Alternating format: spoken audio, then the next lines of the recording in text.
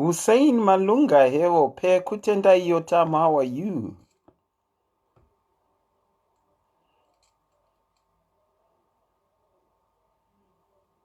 I'm doing good. Esther Million High. Memumush. Sharon Chikuka ndeipi mascara say guys. How are you? Rejoice. Abigail Uzizo. How are you? Aku. Sonia Banda. Hope Malunga. Hope Lunga. Sharon ndeipi. Victoria ndeipi. Nyashaka. Kudzai muvirimi ndeipi guys. Yamuguyo ndeipi. Mai actually chigumbu muriseiko. Mune chigumbu mai kwaive nei chigumbu cheiko kwenyu. Patience Fori, how are you? Sarudzai musekiwa ndeipi. Ibvaimaita muchishedza wako. Ibvaimaita muchishedza tag munhu wako. Tag someone. Tag someone to tag someone. Tag someone to tag someone. Tell them we are now live. Fortune Derecha ndeipi. Mevi maibima. Murisei. Precious Chamisa. Sei. Nyadzisai chigwende ndeipi. Dudu taziweya. Nontonube. B mugwagwa ndeipi guys. Tendai simango ndeipi. Elizabeth Katsande, how are you? Margaret Gwaure ndeipi. Beverly N. Say my settings. Busisiwe Sibanda. Utini busisiwe. Beatrice Dube. Ivan, how are you? Tapelo. Diane Messi Edmond. Take it easy, Marau. Yeah, we need to take it easy today. We need to take it easy. Ndeipi, guys. Ndeipi, how are you? Gamu Brenda, Murisei, Feli Flambo, Auntie Selina Vasquera Javo, Precious Dezima Huni, Sonia Banda Basikoro, Irene Godobo, Gamuchirai Sali, Primrose Taderera, Tekla Nemaunga, Janet Ngomo, Chiponoluwe Taruinga, Precious Dezima Huni, Irene ndeipi. Nyadzisai urisei Lucy. Chinazi sei Perpetua, how are you? Knowledge Gotizo Antivari Bobo. Say. Oh, it's Precious Chamisa's birthday today. Guys, help me say happy birthday to Precious. Auntie Selina Murisei, Diana Messi, say my settings, Murisei, Jane Mateuro, happy birthday to Precious, happy birthday to you, happy birthday to you, happy birthday, dear Precious, happy birthday to you. Sharon Mangaisa, ndeipi, Enya, Masquera say vadikani, Leonora, how are you? Nyadzisai, Chavi, Juliet, Makosa, how are you? Tambu Jani, how are you? Gamungoshi, how are you? Tag someone to tell them that we are back on live on SIS MELLY's Diaries. Tonto, say. Nyadzisai, how are you? Catherine. Auntie, happy birthday, Precious na Catherine.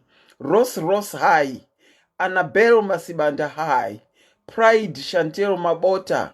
Patience Fori. How are you guys? How are you? Eve Angelista.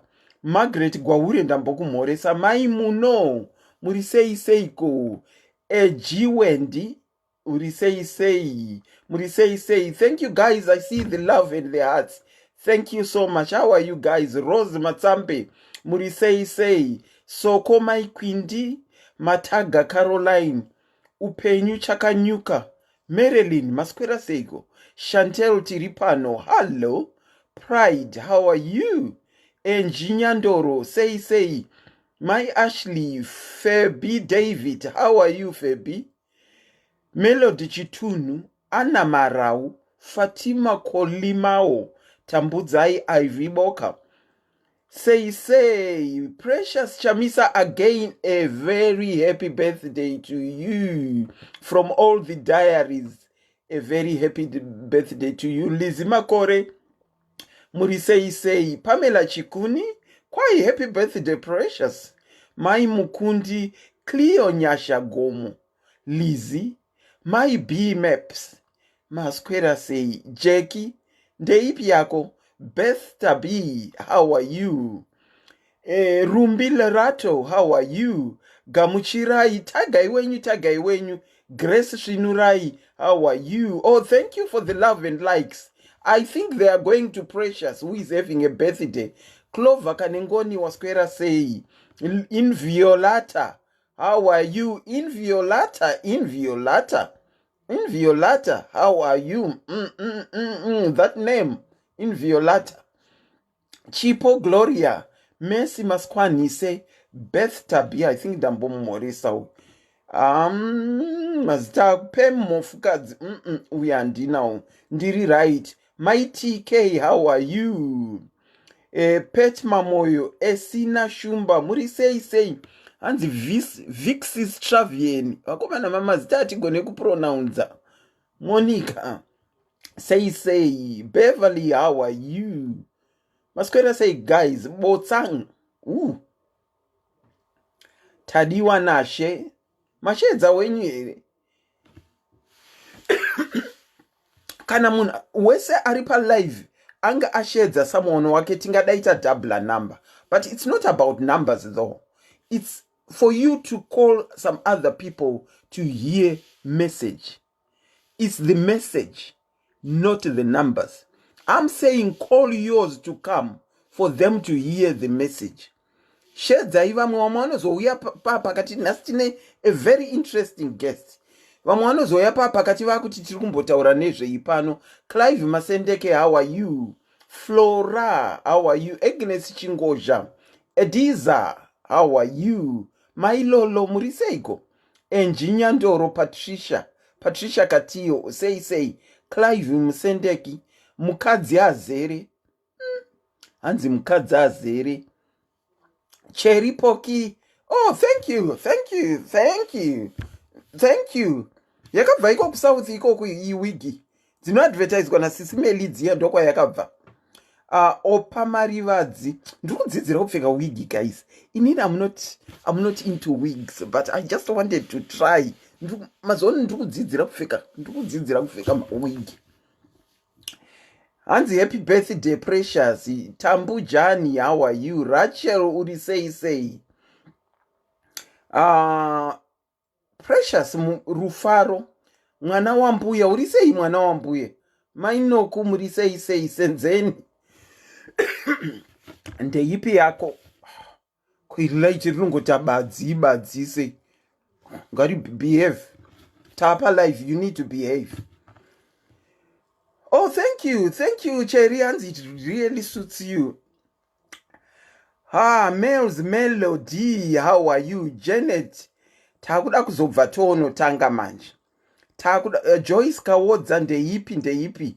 Peti siya wa mwaya. Chantel Tiripano, Catherine ndeipi. I think most of you people have greeted today.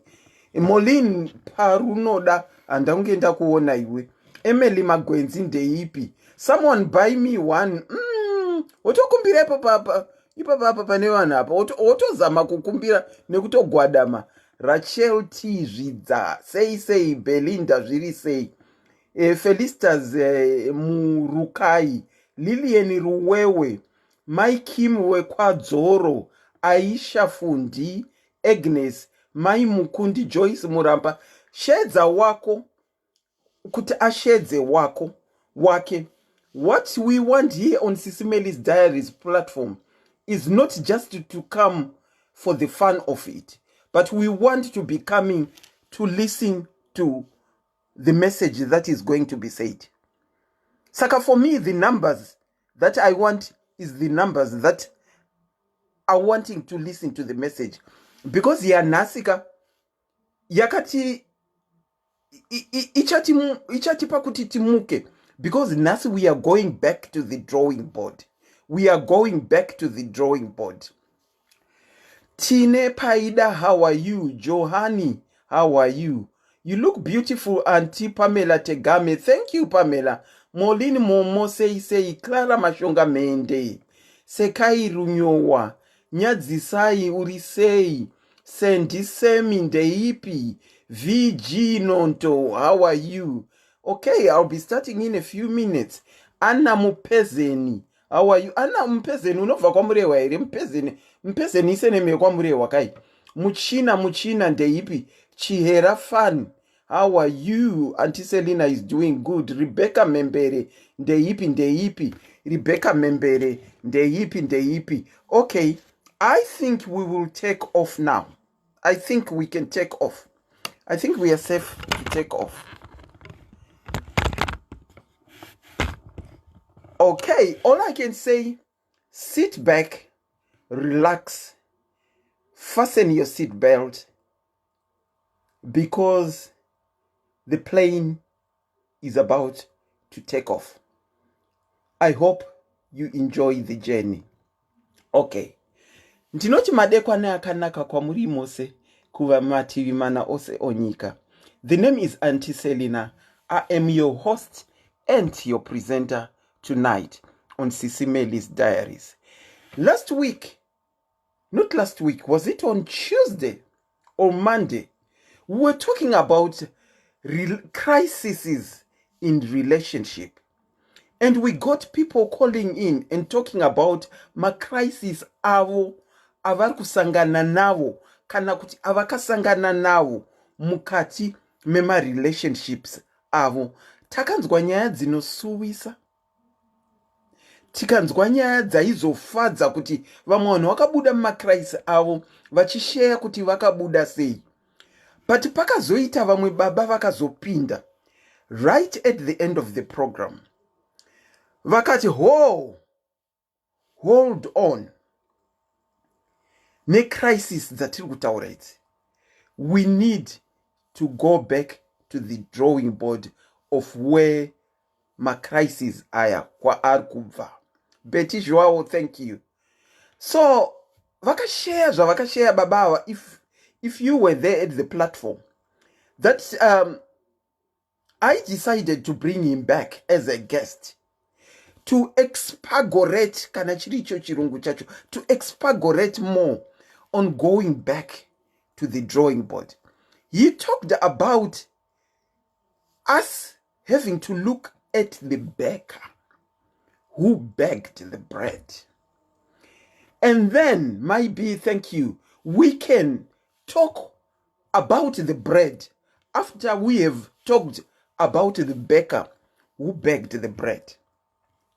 So the baker who baked the bread are the parents vedu kwatakabva. Ndinokukurudzirai manera anu kuti tinyatsotereresa, tisanzwe zvatiri kuda kunzwa isusu, asi titererese zvinenge zvichitaurwa. Tikatereresa tinowanirwa nyasha nekuunderstanda zviri kutaurika. Asi tikanzwa zvatiri kuda kunzwa isusu, tinoita problem yekuassume nekuzopa ma-answer at the end of the program, when nema contribution at the end of the program ndaakuvhura ma-lines, tinenge taakutaura zvatada kunzwa isusu, ndo zvatinenge taakutaura, not kuti zvanga zvichitaurwa. Saka I encourage each and everyone to find it in their hearts to listen, to understand, not to listen to hear what you want to hear. Having said that, before we bring in our guest tonight, there is an audio clip that I need to play you that is related to what we are going to be talking about. May I ask you to listen zvakanyatsonaka to this audio, and then after that we will bring our guest. Let's listen to the audio. I'm going to play it right now. Every armed robber comes from a home. Everyone disturbing society comes from a home. Every champion who is affecting society positively comes from a home. Family is the bedrock of every society. It's often said that charity begins at home. It is not only charity that begins at home. Anything begins at home. Good or bad. Discipline begins at home.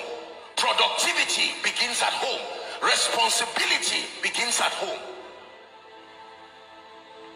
Family life is very important. There is a reason why God designed family life the way it is. So the father has his role to play as far as raising a child is concerned. The Bible says, train up a child in the way he should go, not the way you want him to go. Your first assignment as a parent is to find out the blueprint of that child's destiny. Then to raise that child consistent with the blueprint you have been given. Train up a child in the way he should go. I submit to you with every sense of responsibility and respect that most of the people that evolve into failures in society, their failure started from lack of proper mentorship that should have come from father and mother. They were allowed to freelance their ideas about life, and they began to handpick ideas from all kinds of references. The average family today depends on school to do their work. You ask most children where they get their convictions from. My teacher said, my teacher said, not daddy said. If you're fortunate to take your child to a good school, then it's safe for you. If not so, then there is trouble waiting for you. We must restore the order of family. Let the child start learning how to pray from home. Let the child start learning how to give from home. Not by the father giving instruction. Train means lead the way. You know how a train moves?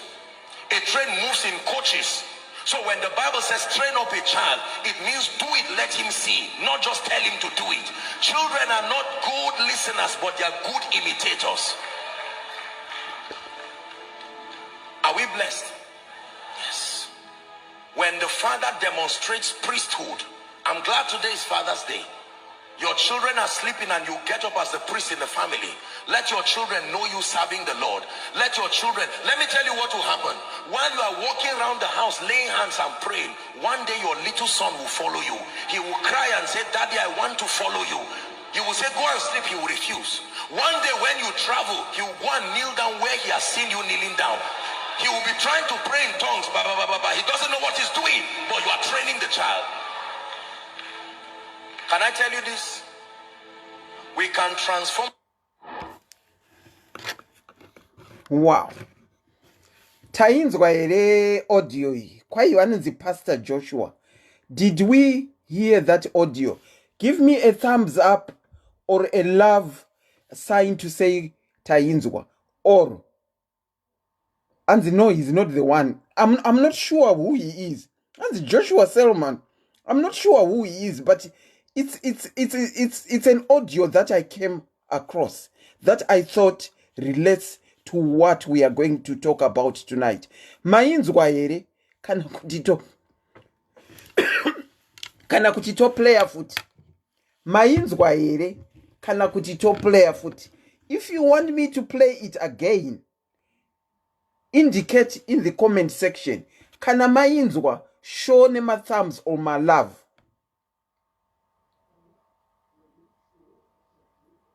Mainzwa, tainzwa. I think tainzwa tese. I think tainzwa tese. And uzvona kuti tainzwa. Okay. Having said that, I shall not waste any of your time anymore. What I'm going to do is bring our guest for tonight, so that he can share with us pertaining this subject. And then after that, what we are going to do is open up my lines and then we can discuss. To those that are joining us just now, a very good evening. Our topic tonight is called Going Back to the Drawing Board. We talked about my crisis and my marriage last time. And at the end of the program, we saw that we needed to go back to the drawing board and talk about bheka akabheka chingwa kuti akanyatsochibheka zvakanaka here kana kuti akawanza sauti inova yaakupa kuti vanhu vapinde mumacrisis nhasi. Our guest tonight is none other than Mr. Ronald Makere. Okay, I'm just phoning our guest at the moment. I'm calling our guest. Hello? Guest, where do I mute a call? Guest, hello, guest? Hello? Hello, Mr. Ronald Makere. Tinokuchingamidza pachirongwa SIS MELLY's Diaries. Magadi, ndinokutenda inokuva nemi pachirongwa chenyu SIS MELLY's Diaries. Tinokutendai nekubvumawo kuuya kuti grace platform yedu Mr. Ronald Makere. As I said, our guest tonight is Mr. Ronald Makere. He is the caller who called right at the end. Remember, tinoti SIS MELLY's Diaries tinoonesana uye kudzidza hazvipere. Being a host and a presenter here, it doesn't mean I know it all. And last time that we had a live, when I was hosting, ndakatoona kuti zviri kutaurwa apa zvinonida kunyatsoexplorewa. So I asked him to come and be our guest. Vamakerere, kwaswera sei kwamuri nhasi? Kwatiri kuno kwakanaka chose. Tatobva kumabasa saka tinotenda Mwari. Tinozvitenda kana nesu. Last time yatakadiscussa takati tinoda kuenda back to the drawing board because you spoke about the baker who baked the bread. Chida akawanza sugar, chida akawanza sauti. Saka nhasi ndo zvatinoda kukupai mukana wekuti munge muchitiwonesa kuti mairevei kuti baker ndiye watinoda kumbonyanyotarisisa tisati tamove on to kutaura nezvecrisis dzatakange tatanga kutaura nadzo. The floor is all yours, Mr. Makere. All right. Ndokutendai Auntie Selina. Yes. Last time we spoke about the baker, and we spoke also about Kuchitirimu Ocean. We are in the middle of Norway as well. Right. Saka I think tichatanga nokumbotaura nezva baker akabeka chingwa. Okay. Right? When I was talking about the baker akabeka chingwa, yanga iri symbolic yaireva muvabereki. Ikati nini pane vanhu vasiri kunyanyobatwa nezvavo vari kungosiyiwa. Then we talk about John, we talk about Pauline, we talk about Susan, but vakabvepi vana Susan ava nana Pauline nana Timothy vakabva kune vanhu vanonzi vabereki. Saka vabereki ava ndo vakabika behavior inowanikwa pana Pauline inenge yakatoreka kuvabereki, behavior inowanikwa pana Peter inenge yakatoreka kuna baba vaPeter. Kazhinji kacho na dzimwe ndambo munotonzwa vanhu vachitotaura kuti uyu zvaingoita baba vake zvokungowana achiramba kana kuti zvokuita so uyu mabikiro ake aya exactly ndo mabikiro aita mai vake. Saka zvichira kuti ndivo bheka ndo vakagadzira character yatava kusangana nayo nhasi. Mungava mutaundi, kungava kurusevha, kungava kwatinosangana navanhu vakasiyana siyana. Right. Saka vabereki they are at fault. Inini zvangu ndogara kunonzi kuFlorida muJohannesburg. Okay. Right. Ndiri munhu anofarira mutambo unonzi chess. Saka mukutamba chess umu takazama kufoma club. Saka ndakaunganidza vechidiki vamwewo vanga vari kumauniversities. We will just hang out tichitaura nyaya dzakasiyana siyana nevechidiki. Saka ndaizopedzisira ndava ini ndaitaura. Saka mukutaura kwandaiita ndaivaudza zvinhu zvakawanda, especially zvekuti unofanirwa kuzvibata. But vakazovaindipindura vachiti but zvinhu zvamuri kutaura ange zvakanakisa chose, but vabereki vedu havasi kumbozvitaura kana kumba uku. Vabereki vedu mama vangu inini saka vaitozouyawo pana aiva paUJ akazouyawo nemamwe mastudents maclassmates ake vachida kuzonzwa zvandaiwanzo kutaura. saka vose vaingotaura the very same thing kuti vabereki vedu isusu havambotaure zvamuri kutaura izvi kuti kana ndakura ndofanirwa kunge ndiri munhu akaita sei, ndofanirwa society inonditarisa kunge ndofanirwa kunge ndichitei, ndofanirwa kunge ndichigona kuita sei. Tichingokura hatisi kumbokudzwa anything. Vamwe vachitaura kuti tisonge nini wakawanikwa vakatodzoka, and it looks like mama havana zvavakambotaura nezvekuti alright kwauri kuenda uko wakunowanikwa watova munhu akura kana kuti whatever. Saka ange muri kutotaura, saka ndopandakaona kuti no, panotori neissue yekuti vabereki they are not playing their role.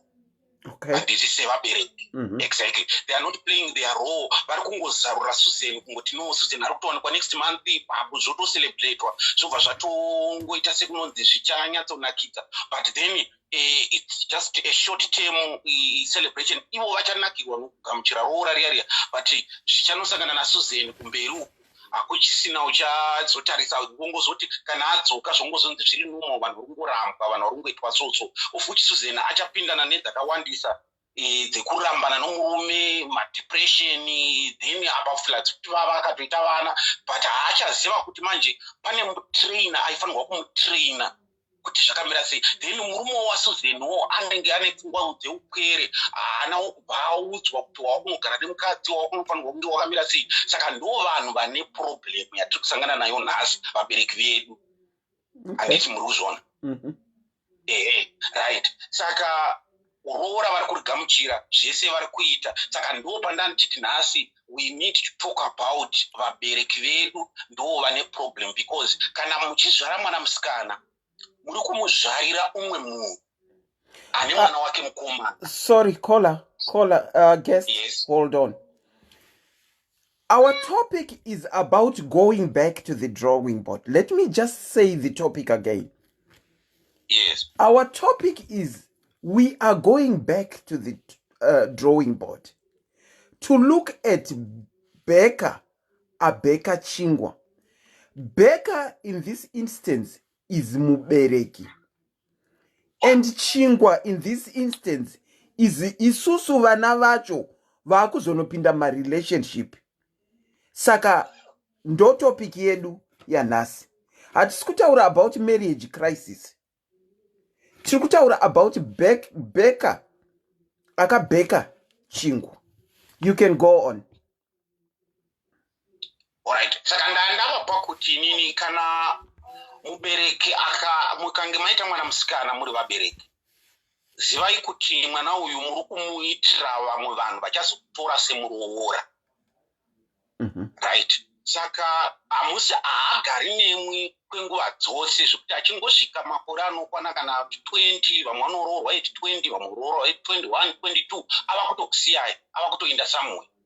Saka kwaari kuinda uku munofanirwa kunge muri consent kuti uchanogara sei, uchanozvigona here, uchanozvitolerata here, nokuti marriage is not easy. Right. Kana vabereki vaita mwana mukomana havasi vaiti kuzviitira ivo pachavo kuti tino mwana wedu mukomana, vari vamuitira umwe munhu, vamwe vanhu vachazomutora somukwasha. Anotori mukwasha wavamwe vanhu, whether ane 2 years right now mwana wenyu mukomana uyu, mutarisei semukwasha wavamwe vanhu. Saka by doing so you are going to prepare him kuvanhu vaya vaachanoroorera. Uchazova neukamazve kuvanhu ivavo. Saka hande dzimwe hama dziri at the moment they will be invisible. Mwana wenyu asati aroora, mune dzimwe hama dzichavazve dziri invisible, dzichazocreatwa mushure mekunge mwana wenyu musikana aroorwa kana kuti mwana wenyu mukomana aroora. Ihama impending dzichatouya dzozoita hama dzenyu. Handiti muri kuzwa? Exactly. Saka ndo pandanichiti nini, vabereka they are not playing their role. Vari kugamuchira roora kana kuti vari kungotumira roora riya vatumira roora kumwana wavo mukomana wobva aroora, wobva arambana nomukadzi wake, wobva vamwe muroora, zvichingodhakura vana. Saka mamhepo ayaya nezvimwe zvinhu zvakawanda mukurambana mune wanwa zvakawanda, mastress, machichi zviri kusangana nevana. Vabereki they will be not in the picture yokuti tisu varidzi vaJohn, tisu varidzi vaSusan. Saka like if we look back muvanhu vese vakanetsa, for example I will give an example of Chitu Muna Matsendeke. hapana kumbotaurwa nezvavabereki vachidhumuna masendeke. Kwakangoita sokuti chidhumuna masendeke vakangomuka tikangova navo muZimbabwe vakatanga kungouraya vanhu kuita anything. Hakuna kana patakamboga ava ndo baba vachidhumuna masendeke kana kuti ava ndo mai vachidhumuna masendeke kana kuti ava ndo chichi handiti muri kuvaona. Saka vabereki they are ende vabereki vazhinji vemacelebrities vamwe vachona vanozoonekwa especially pakubudirira kunoita mwana kunzi ninge anotori celebrity vanozova vamwe vanotozovaona kuti ndimai vanhingi ndimai vaartist ninge ari kubudirira ari kuita sei. Saka pakanaka vabereki vari kubudikira uri kuona one point. Pakaipa pekuti paitwa zvinhu zvisina kururama vabereki they are not in the picture. Saka vabereki ndo vandiri kuti nini today they are not playing their role. Vabereki ndo vadhakta pavari kupa zviri kuti patiri kugara tichitaura isusu kuti vana vamazuva ano I think we need to change that. Then we start to say vabereki vamazuva ano. Okay. Yes, yeah, totanga kuti isusu vabereki vamazuva ano. Saka that now no patiri iko zvino pekuti vabereki vamazuva ano they are not teaching, they are not realizing kuti right pakuraise mwana musikana, how do I raise mwana musikana, how do I raise mwana mukomana, zvokuti titade tina maplatforms ekutoti isusu how do I raise these people so that kuti their future is bright. Vamwe vazhinji vatinavo musociety vakagara zvakanaka not because kuti vari educated kana kuti vanga vari financially connected but just because vane hunhu hwakanaka hwavakabva navo kuvabereki vavo. Saka society yakavagamuchira. Society kana uine hunhu inokugamuchirawo zvakadaro. Kana usina hunhu society izvinhu zvakangotokuomera. Saka vamwe vazhinji vakagara zvakanaka zvokuti anotori nepalace but ukamubvunza maqualifications haana kana even a certificate of anything but nenyaya yokuti ane hunhu vakasangana vanhu vaviri vane hunhu and they managed to build an empire. Saka ndopa pane nyaya yangu yanhasi yokuti bheka mubereki ari kubheka chingwa chakadhakwa, chingwa chisiri kutesta zvakanaka ochipira musociety. Society yadhakwa nechingwa chechiya chiri kukonzeresa mapundu, chiri kukonzeresa chichi, vamwe vari kuita rashi, vamwe vari kuita chichi nechingwa but hakuna vari kuda kudzoka kuna bheka achibvunza kuti what happened, kusei vanhu vari kuita maside effects nechingwa chauri kubheka. Handiti muri kuzviona. Saka before vabereki vainyara they were taking responsibility. Kana mwana ava kurambwa kana kuti mwana achiramba vakadzi baba vaitosvika pokuti uri kundishoresa mumanhengi mandiri kufamba kana mai vaisvika pakuti mai vaisvika upa kuti ndokusaka vabereki vakudhara paimitiswa mwana, paimitiswa Pauline, mai vaPauline vairohwa kuita sevachaurawa nababa vaPauline vachinzi unotozviziva kuti chichakaitika. Nyaya yanga iripo yanga iri isiri yokuti waiva utsinye but yaiva nyaya yokuti mai vaPauline should have known masteps aPauline. Pese pari kuindwa naPauline vanani vanotamba naPauline and Pauline wayanonoka kudzoka. Saka kuzosvika pakuti mimba yazovapo, where were you? Usingamonite mwana. That was used to happen before. And for sure vanhu vairaiswa by that time they were strong, they were vanga vari honest, vanga nenyaya iyoyo yokuti vabereki vaipanana that accountability waitariswa kuti urumbereki akaita sei kwaishongwa mubereki. But today mubereki hatisi kumutaura, tirongoti no, this is what is happening. Right. Saka at now let us to be in the middle of nowhere and then we are in the ocean. Yes, we are now in the ocean. By saying we are now in the ocean, I was saying that ocean is symbolizing the deep, the type of what typical problems are takanyura. And when you are in an ocean, you can't breathe properly. Yes. Saka black people or Africans, we can't breathe. Saka we can't breathe now. At this point, we are in the middle of nowhere. We are trying to resurrect it. So saka manje, ocean mvura, it's a symbolic yokutaura ma problems atinawo ne confusion atinayo. Right. Saka confusion iri kunobata futi zvinokuvabereki. You know also kuti pekutangira kuti tanguka rukatava nomwana hatisi kuziva kuti mwana uyu achazoita sei, anotoriwo mukwasha wavamwe vanhu kana kuti anotoriwo ngoro wavamwe vanhu. What they think in their heads, we are just raising mwana watichazongogara naye forever. They not realizing kuti pane kwaachazoinda, achazoroorwa, achazoroora kana kuti achazoita sei. Even vana ava futi havasi kungoneta mumarriage, vari kuneta nekumabasa. anonzi amaitaurwa naSIS amapiano kana kuti anonzi ma2000s ari kuneta nokumabasa. They are spoiled navabereki avo, vaspoiliwa kumabasa kwekuya. They are not performing, vari kutarisira kuitirwa everything. At the end of the day achiwana salary yake tiri kusevenza navo, unonyatsoona kuti kwaakabva vabereki vake vaimuitira everything. But now paasvika apa arifanirwa kambani iri kumutarisira kuti anga achiita kuti vakwanise kumuhoresa. Saka they are not performing, vachiresigna mabasa. Vana vaya achiti pressure too much kubasa, vanoda kuti nditete uramba basa panongowa mari yakawanda. Uya akakura navabereki vanomuziva, vakamukudza zvakanaka, achiramba aripo pabasa achibudirira achienda kumberi. Vana vaya they end up resorting to drugs. Muri kuona vane point? Yes, they end up resorting to drugs. Saka now tava muocean, manda ndichitaura muya kuti we are in ocean. Saka andisenda mukatarisa muocean, pasi peocean pane jecha. Yes. Right, pasi peocean pane jecha. What are we going to do now? We want to tight, right? We are in the middle of nowhere. What to do now? Ngatichibatana itose tichiunganidza jecha iri. Kana taunganidza jecha iri, roita dutu, toramba tichiunganidza jecha kusvika raita dutu reach the surface of the ocean. Zvinokwanisika kuitika here izvozvo. Ndoda kuti ndidzoke, ndoda kuti ndikozodzoka. It's a symbol. Ndoda kuti ndikozodzoka kuti what am I saying panyaya yejecha iyi? Okay. Right, taunganidza jecha, takwanisa tikabatana tose nokuwanda kwatakaita, tikaunganidza jecha, tichitora jecha riri pasi pegungwa rose toriisa panzvimbo 1 roita kusvika raita pasurface peocean. Kana tasvika pasurface, then we create our own island ipapo. Then we get to be recognized by the other worlds kuti pane chi-island icho, pane vanhu apo. Now we are able to breathe. Saka what am I saying?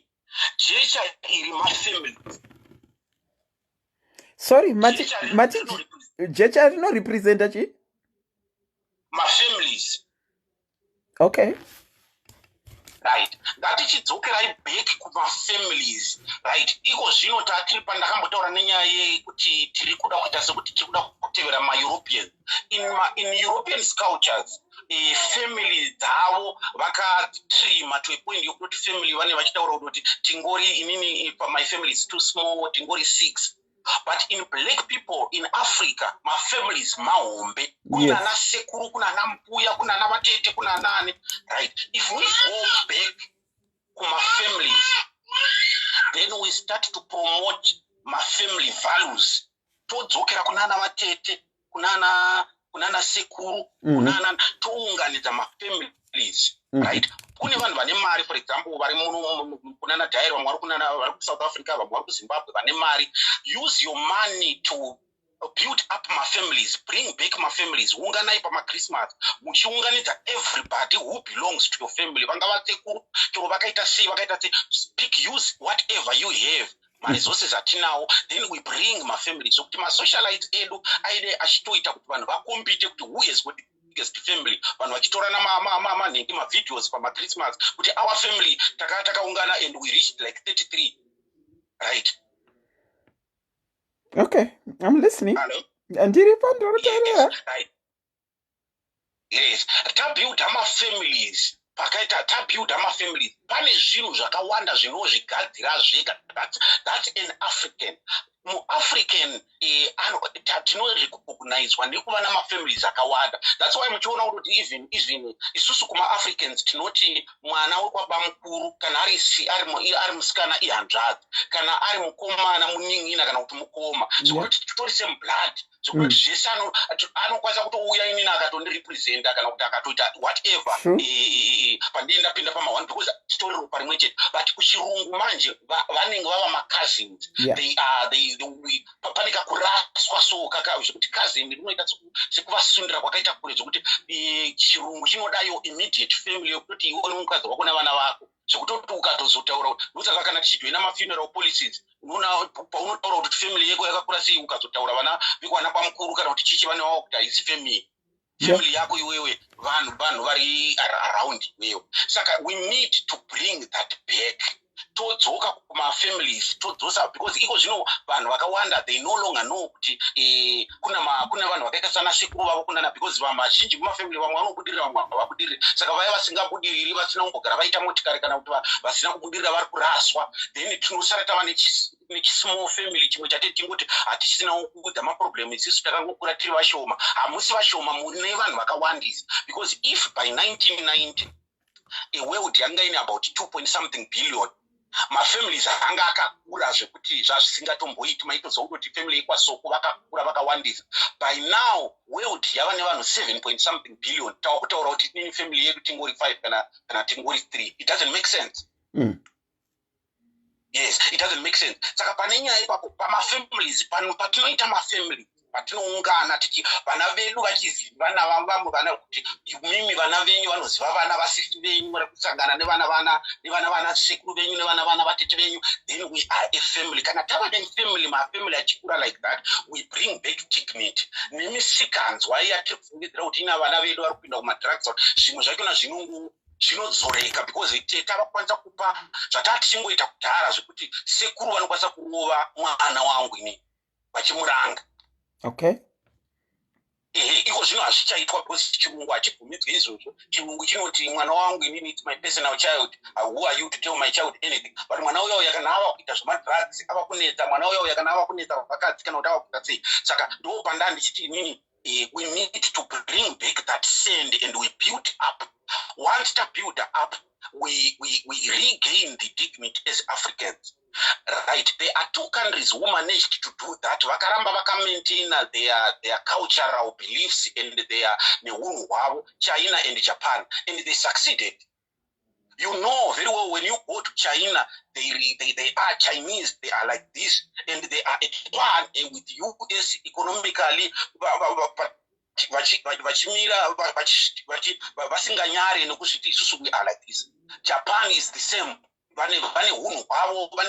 It's only us tiri kuzama kurasa everything and pane confusion yokuti the moment yamunotaura kuti chivanhu vanhu vanobva vafungidzira kuti muri kureva kuti bata mishonga zvakabva zvaiswa kuti mava kuita zvekubika madoro mava kuita zvekuroyana zvekubata mishonga nezvekugadzira misha. It doesn't mean like that. Kumhorosana chaiko kuziva kuti ava ndivatete mwana wakura takufanirwa kuenda naye kuna vatete roya sekuru. All those are African cultures, all those are African morals that tikufanirwa kudzokera back to. Okay. Yes, saka ndo pane dambudziko ratinaro rekuti we need to do that. Saka then let me support the fact yokuti where do we find ourselves kuti vanhu because tina ma-Christians ari amongst us. Vamwe vanoti isusu tava ma-Christians tine vamwe vanobelieve in anything. Let me tell you, especially Zimbabwe is a Christian country, right, which is a good thing, right. Black people, Africans, we were more closer to biblical morals than any other race in the world. Okay. Right. Circumcision yakanga ichiitwa muAfrica was also being done in the times of the biblical times. Ukaverenga Bible, Old Testament, it's all full of circumcision. And black people were doing that. Right. Then we come out of that toenda pakuroora kuti mukadzi anoroorwa ende unobisa roora. Jacob did that. Akaroora Leah na Rachel. And it corresponds nekutema ugariri kwaitwa in African cultures. Kana usina mombe wainzi unotema ugariri zvairehwa nezvekuti unonoshandira vatantezvara vako for a period of time, vaigona kuti 10 years, vaigona kuti 5 years, vopa mwana wavo musikana. Jacob did that and it meshes with the African cultures and morals. But today we are saying tava ma-African, tava ma-Christians, zvokuroorana kubhadhara roora, we no longer do that, right. Tobva ipapo toenda pane izvozvi zvokuti vana sekuru vana chichi. Jacob achibva kuna baba vake Isaac ava kutiza Esau paakanga amujuta, he ran to his uncle, hanzvadzi yamai vake yainzi Labhani. Ende kuna Labhani ndo kwakazonobva neupfumi. Isusu today we are saying kuti vana sekuru vaya hatina ukama navo, tingori inini namama vangu nasisters yangu tingori 3 in our family. But vana sekuru ndo kumwe kunenge kuchitori nerimwe nerimwe solution yelife yako. Saka when we bring that back, and we find out also my Europeans, they were far, their cultures and their beliefs are contrary to biblical morals. They are contrary. So it was supposed to be a black man teaching an African, a white man how to live, how to behave, how to be a Christian, not the other way around. But this is of which isusu tatagara tiri muline kungotevedzera tsika idzo dzedza dzechivanhu, tsika chaidzo dzekuuza unoti pavanhu vakuru nekudya tese. Jesu is always talking about sitting and eating. Muri pagathering achiti kuna Mateo, I'm going to come to your house and eat with you. Kuti vanani vanozikama vachidya vakaungana. Black people is in Africa. Taitozikama unoti kana motogara motopakurirwa muri 4 apo, muri 3 apo, muri, that was one love, oneness. Vamakere, ndiri kunzwa vanhu pacomment section apa vachema chaizvo. Vari kuchema kuti zvamuri kutaura tiri kuzvinzwa. Zvatiri kuzvinzwa zviya tichitaura nezvemafamilies izvi necoming together. Mataura kuti sekuru vaigona kutsiudza mwana wangu inini. Zvinova zvisingasaitike mazuva ano. Vanhu vari kuti ivo tinogobuda muocean sei isusu pachedi semafamilies tane hubatwa wekuti zvinotonetsa kudzora kana mwana wambuya kana mwana watete. Vanhu vakubata zvekuti uye kubatwa kwacho kwakuitwa tinembenge tichiwadzaniranei tichingofungirana uroi, vanhu vachingobata. Pari kupinzwa yeuroi ka. Yes, I hear you. Saka poitwa sei? Nekuti isusu tinoziva kuti mwana anodzidziswa, mwana is a good imitator. Anoimitata zvaanenge achiona iye kuvabereki vake kana kuhama dzake. Saka kana pasisina kuungana kuya kuti mwana aimitete, kana kuti vabereki vari astray, mwana unoimitata sei uye toungana sei iyo uroi hwawandisa. Toungana sei kuti tibude motion, tounganidza jecha iri sei kuti tibude riende pamusoro pemvura. Yes, very good. Right, by me saying all this, Auntie Selina, it is not going to be easy. It is not, because nenyaya yetechnology, nenyaya yemadevices atiri kushandisa ekungoti unongopressa then zvatopinda zvatoita watologa in watoita sei tatodevelopa kakaucha kekutoti we can't wait tinofanirwa kuti kana ukachitanga nhasi tomorrow it must show you my result. This is a long term process yokuti in the long run pane vanhu vachatosangana nezvinhu zvakatowandisa zvinogona kuita waste kana kuita sei, but it is a struggle, the very struggle yakaitwa namaliberators. It was not easy. It took them like from 1963 up to 1980 kusungura Zimbabwe. How many years was that? It was like I think 17 years or so. And it's muri struggle. It is not a one thing chekuti nhasi mangomuka mangwana zvakatawo zvatakanzwa zvatoita, right? Kana muchiunganidza jecha Andiselina mukarita dutu, if you look at dutu raire jecha ramaita pane tumwe tushanga twejecha tunei tuchidzika pasi tuchidzoka futi. Muramba muchiunganidza mutupushira futi zvekuti tugare pamusoro patunenge tuchingoenganika, chero patinozokwira pamusoro pedutu riya pane tumwe rimwe jecha futi zviri chadzikira pasi. That is the struggle yatiri kutaura nezvayo, right? At the moment izvozvi vana Britain vana ma50-year plan ekuti in 50 years to come, by 2070 we are doing this, and those plans they all come to pass in a preparation, in a struggle.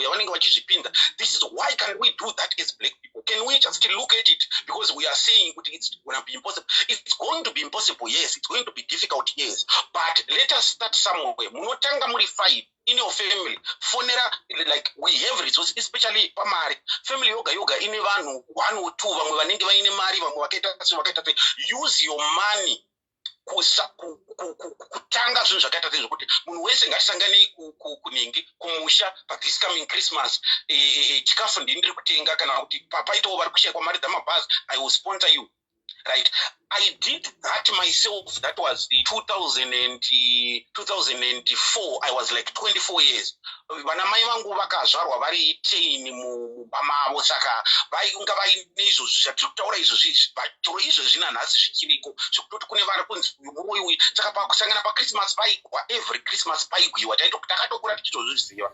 Saka when I grew up ndakatobva ndakushanda because I grew up muzvishavane, ndoma ndakakurira, saka ndaishanda muJapan mine by that time. Saka ndakabva ndangoti 1 month and ndikangoti saka ndaingoudza 1 sekuru svika kudheni handine something ndine masikati andinawo, then mozongonwa ndosangana kana namainini ndovaudza, ndosangana kana ndongofonera kana wandafonera, then vakaungana vese vandakakwanisa kuunganidza. And at first vachisvika there was that tension because vamwe vangu vasingatotaudzana, but upon realizing kuti ndo zvatongovapo vakatanga kuchema, vamwe vachitongobudikirana, then vamwe vakatotaura nhunha dzavo. I was just quiet, ndakangovatarisa and it happened like that. And ndokubva zvikatombofambawo vakatanga kutoprogressa mune zvimwe izvo. Saka this is what I'm talking about. Yes, zvinogona kuneta zvinhu zvaoma, iko zvino kwava neuroyi, but chiri kutoita kuti titofungirana uroyi. Ndizvo dzinyaya dzekutoti we are not together and tava neconfusion.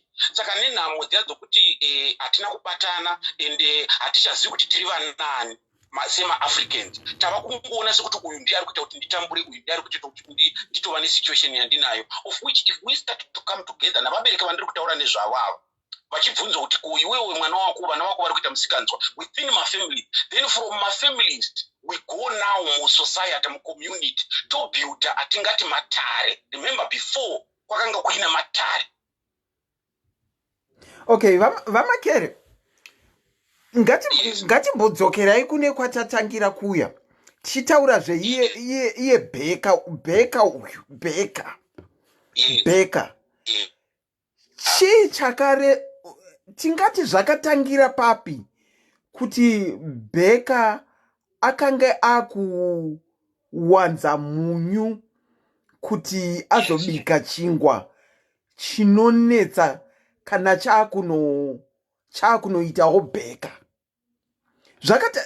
Tine nguva here time period yatinoti zvakatangira, ende uye tine zvinhu here zvatinoti izvi ndo zvakakonzeresa kuti bheka aluze grasp of chingwa chake kuti chizowanzika sauti sezvachaita mazuva ano. Yes, muri right ipapo. Tinayo period because vana bheka vakapedzisira kubika chingwa chakanaka ndingangoti kuma late 80s tawa kuma 90s. Ndopa vakapedzisira kubika chingwa chakanaka, vamwewo vakamboti continue vakapinda muna 90 something, but ndopa zvakaperera that period iyoyo kutobika chingwa chakanaka, right? I think maonero andakaita ndeyekuti vana bheka because chinhu chatakabata people chakakosha hunhu kwandiri kutaurawo, but we didn't realize. Saka umwe noumwe andiselina akangova feeling yokuti I don't want my child to grow the life yandakakura nayo. Takakura tichirima, taimutswa kuma4 AM. I remember the other day ndikamborohwa ndarasa saka I don't like kuti ndikure like that, but they didn't realize kuti ndo zvakaita kuti ave zvaari. Umwe anenge achitori kana CEO pakambani, umwe anenge achitori kana kuti neupfumi hwanahwo kana nestable life yanayo. They didn't realize kuti ndo pasvika that type of life yavakararama. By changing now, but I want to upgrade my next generation, then that is where we made wrong. Ndo pakatanga kuspoilwa vana. Saka waizoona kuti mwana vana kutengerwa kana mota asati atombopedza kana chikoro as a gift, and vana vaya vai habit kusa appreciate. Vana vese vanospoilwa vazhinji vake navamwe havatoninganikiri avato appreciate. Okay, I spoke to this other inini ndoita nezvekuchengeta fish. I'm an aquarist, saka ndoita zvamafish tanks. Saka ndinoita maclients mamwe aya ekuti I go to their houses ndinocleana matank. Saka one of my client she's a doctor. Saka akabva nditi nyini saka taiti kana tapedza totanga kutaura nyaya saka akabva anditi nini unoona kuti nini ndakangokura ndichizviti handisi kuda kuti mwana wangu ararame life yandakararama. Ndikati makararama life yakaita sei? Zvikanzi tatiri 8 mufamily and I was the last born, ndainonga pisi yenyama diki diki and kapiske chingwa and ndindaizoita madishes kana tapedza gomo rendiro ndindaizosuka. Saka ndosoka uchiona vana vangu ndichivatreata like this because vana vachona vava vakatotenge gomo nomumwe Mercedes Benz. I think vanga vachitora nama 17 years umwe nomumwe brand new BMW, sorry, right? Saka zvikanzi saka ndakangoda kuti vana vangu vakure ndichivaitira everything. Ndikati but amuone here sokuti zvamaka right now you are a doctor and you are a successful person. Amuone kuti life yamakararama iyoyo ndo yakaita kuti muve this character yamunayo and you are a good person also anogona kugarisana navamwe.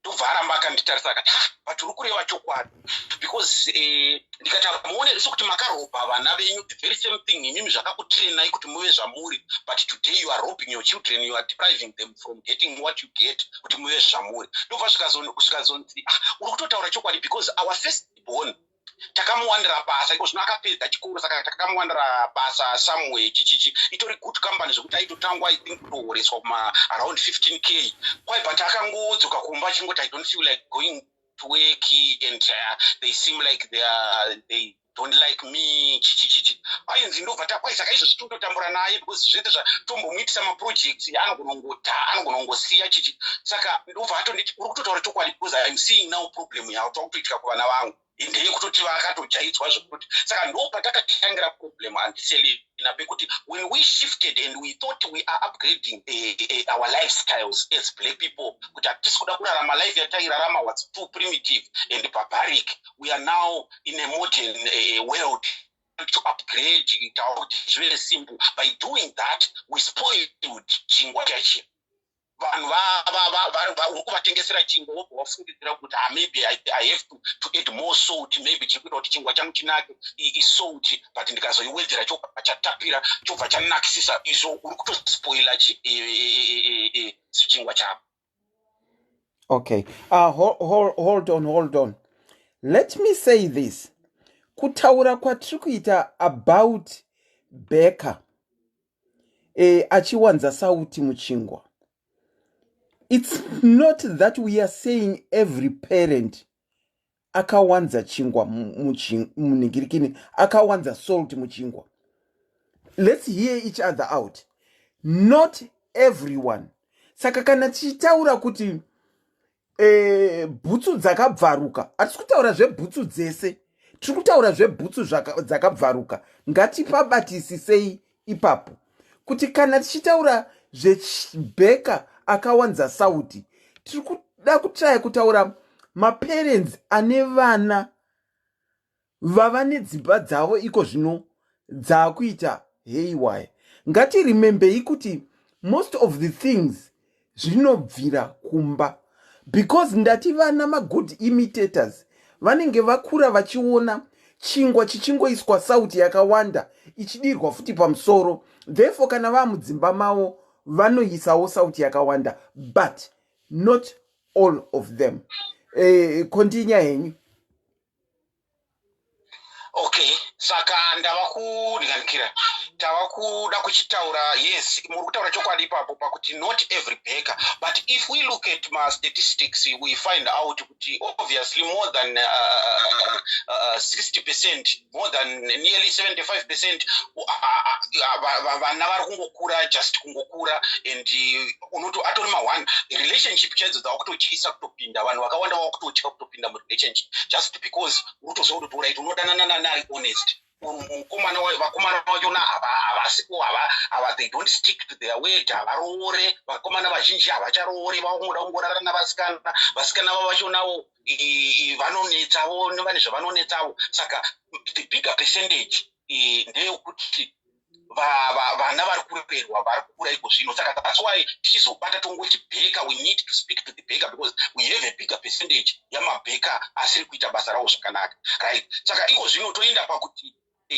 mwana mukomana kana kutanga pamwana musikana, todzokera pakuti tikatotanga nemwana musikana toenda pa topic yazvatakuda kutaura izvi zviri sensitive pa virginity.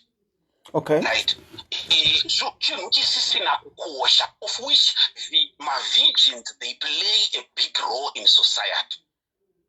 Right. Mavhijins ari kubva kuna Bheka, anenge ana Bheka mwana uyu ari virgin, but Bheka anomurega kungoti no maslip over, what I got a friend, I lose that. Yes, it looks like it's just a joke, but those zvinhu zvavari kunosangana nazvo manje kwavari kuenda uku kuti vaita zvavaita, mwana aita zvaaita, haasiri virgin ende hatisichazvikoshese, zvinoboila back kuma-marriage problems atiri kusangana nawo. Saka Bheka kana mwana achienda kumaslip over, uchienda nemwana here Bheka? Uchienda nechingwa chake here? ndo pane nyaya pakuti zvandiri kuda kutaura izvi vazhinji titatoti pokanei pakutoti kutova mwana musikana anga akakosha zvisingaiti, ende kukosha kwaakaita akafanana neprecious stone yandingati gold.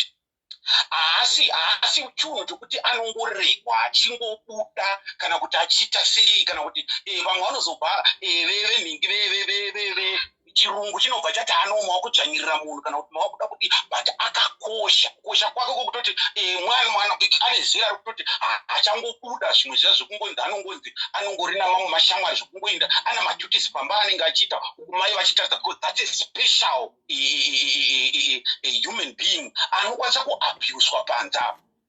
Yes, apiwa freedom yokunzi aite zvaanoita, anopiwa mimba, arambwa, aitwa sei nechirwere kana kuti zvaita sei, still problem iri kupiwa ine mwana uya, because we cannot say, for example, zvandairamba last time ndichiti mwana musikana nomwana mukomana havana kuinzana as much as tava kuti vakainzana.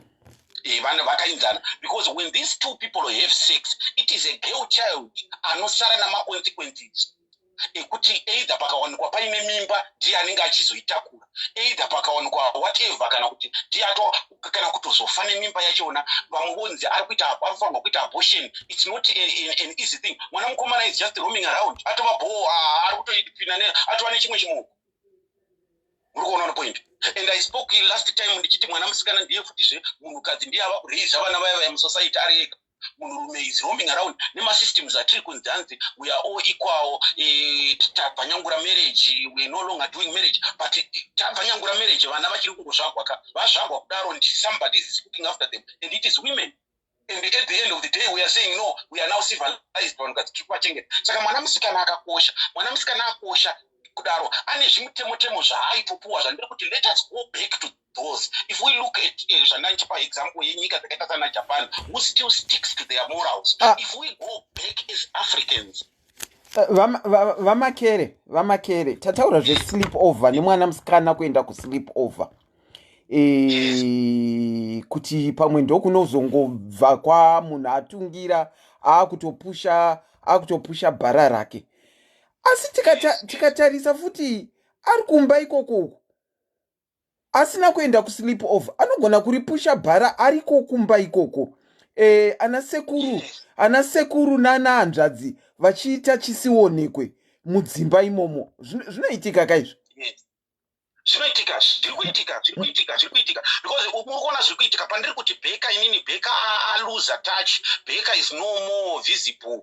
Ndepekuti zvimwe zvakona zviri kutoitika Bheka achitoripo achitoudzwa Bheka ari kutoudzwa kutoti nhasi ndine shamwari yangu ichauya, it's a guy achauya just to see me. Bheka utoti handisi kuda kuva disturba, because remember we are imitating zviri kuitwa navanhu vakafeila pandaitaura inini Britain and America. People who failed the upbringing vanozongoshandisa zvavo mari dzavanadzo, their countries are too strong to cover up zvongoita sekunonzi everything is okay, but otherwise if you look at they push for animalistic behaviors, zvizvo zvokungoti you just live muchiita kwai sex no strings attached. Handiti vari kutanga nazvo zvimaterminology zviri funny like that. Saka vamwe vabereki vanotoudzwa zvokutoti vanotopa rumu yokutoza kutoti ano Susan anotori nasambati murumu yake chichichi, they are sleeping, is gonna sleep around and chichi chaditi mimba yototanga like that. That's why ndaitotaura kuti before amai vaitopidzwa busy mwana aita mimba sei awanga uri kupi. Muri kuona one point? Right, all right. I will give an example. My father was one of most cruel tichimuona isusu tichikura taigaya kuti is very very cruel airova zvokuti hazvitombopedzeri saka hakuna waibvumidzwa kuinda anyway kana achitoripo hamuende kana kuti kupi right. By doing that ndaiona hanzva dzangu dzichirohwa dzichiitwa sei tichionzi wadiwa pauchikurunguva dzakati wasvika 15 minutes late orohwa woitwa sei tichitogara kutoti this is cruel. But if I can tell you kuti hanzvadzi dzangu dziri 4 they are very happily married. And they wish izvozvi mudhara anobva kunomukwasha vanoita zvokumugwirana mudhara kunze achibva kunogara kunomukwasha unogara. That is the end result. Yes, the process of getting there is tough. Mwana anoona sekuti ari pamahwana ari pachi. Then how can we compare that nemwana ari kunzi chiita zvaunoda, but then consequences achona ndiwaya yekuti you have got maybe 4 kids from different fathers and then iwewo you are jobless. Zvakati takwira. ndiri kuseka imwe komenti vamakere kwai hanzi bheka anogona kuzvidyira chingwa chake. Yes, we are having those mabhekers avakudaro avakupinda mubhekari rake odya chingwa chake maclient akataridza. Vakomana, this is what we. Yes, that is where we are. Confusion yachona yavapa. Saka ndosaka ndichiti let us be able to protect a girl child. Let us raise a girl child. Let us promote virginity.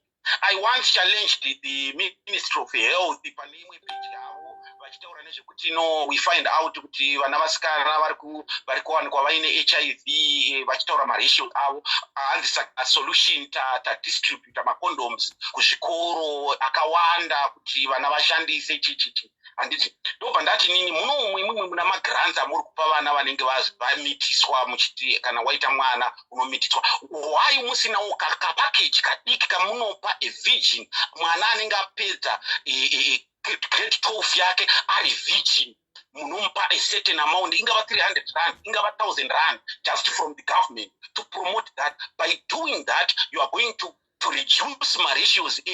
Statistics are going to be reduced. Muchareduce unwanted pregnancies vana orphanages anotoreduce manumber ekuti vana vasina vabereki vana varongozvakwa unwanted pregnancy zvese. We are going to be to reduce a lot of things just to have that token incentives kekungoti ana ukangopedza kana kuti yes ukangopedza metric yako uri wakazvibata. We have manurses anofamba muzvikoro achitesta vana kuti vachikunyorai pasi. Then we give as a government, we give as a Ministry of Health, we are giving 300 rand, just 300 rand. Uone kuti vana vangani vanomotivetwa with that. Okay, asi naye amakerere, can we agree to say kuti kune mamwe mabheka akanyatsobheka chingwa chavo zvakanaka. Yes. Vakaisa ma-ingredients anodiwa pachingwa ichi zvekuti chingwa chakabuda chiri chingwa chakanaka. Asi chingwa ichi chapinda musociety, chakuona zvinoitikwa musociety. Can we agree kuti chingwa ichi chakangotanga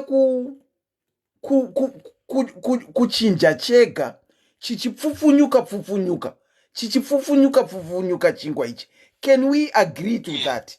Kuti kune mamwe mabheka akaita a very good job, vakatedzera recipe yekubika chingwa chaicho, vakabika chingwa chikanyatsoibva, asi chingwa ichi chakazopinda munhingirikini mushopu, chapinda mushopu muya mune zvingwa zvakawanda stereki, ndokutanga kupfupfunyuka. Can we agree to that? Yes, we definitely agree with that, because remember when I started talking that kana muchiraise mwana musikana, you are raising it for somebody else kuti anozova makotwa weimwe family. Kana muchiraise mwana mukomana achadzova mukwasha wavamwe. Saka it takes 2 families to upbring their ninge. Saka manje imimi yes, you have done a good job, but remember kuna mamwe mabakeries manje mabheka asiri kuitawo basa rawo. Mabheka chingwa chenyu mwicho vachasanganiswa muchini mushingwa zvimwe zvakaningarikira zviri kutoda zvakutokanda mweya. Chinobvawo icho chatotanga kuita zvamuri kutaura zvokupfupfunyuka out of seeing kuti zvingwa zviri kunze naizvozvo zvakatotaka.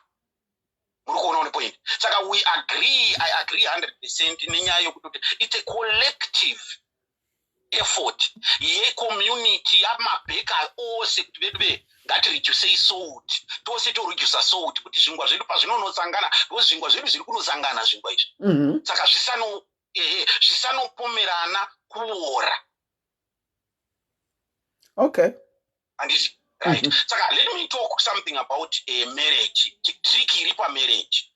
Right. Because unoona chinoitika ndechekuti ngatiti mwana akaspoilwa nemwana akatospoilwawo asina kukudzwa zvakanaka neasina kukudzwa zvakanaka vakanosangana vari tu our mindset will think kuti since naivo vose agara anongori mabhanditi saka vachangogarisana. What happens in marriage demand righteousness. Right. Okay. Marriage demand righteousness.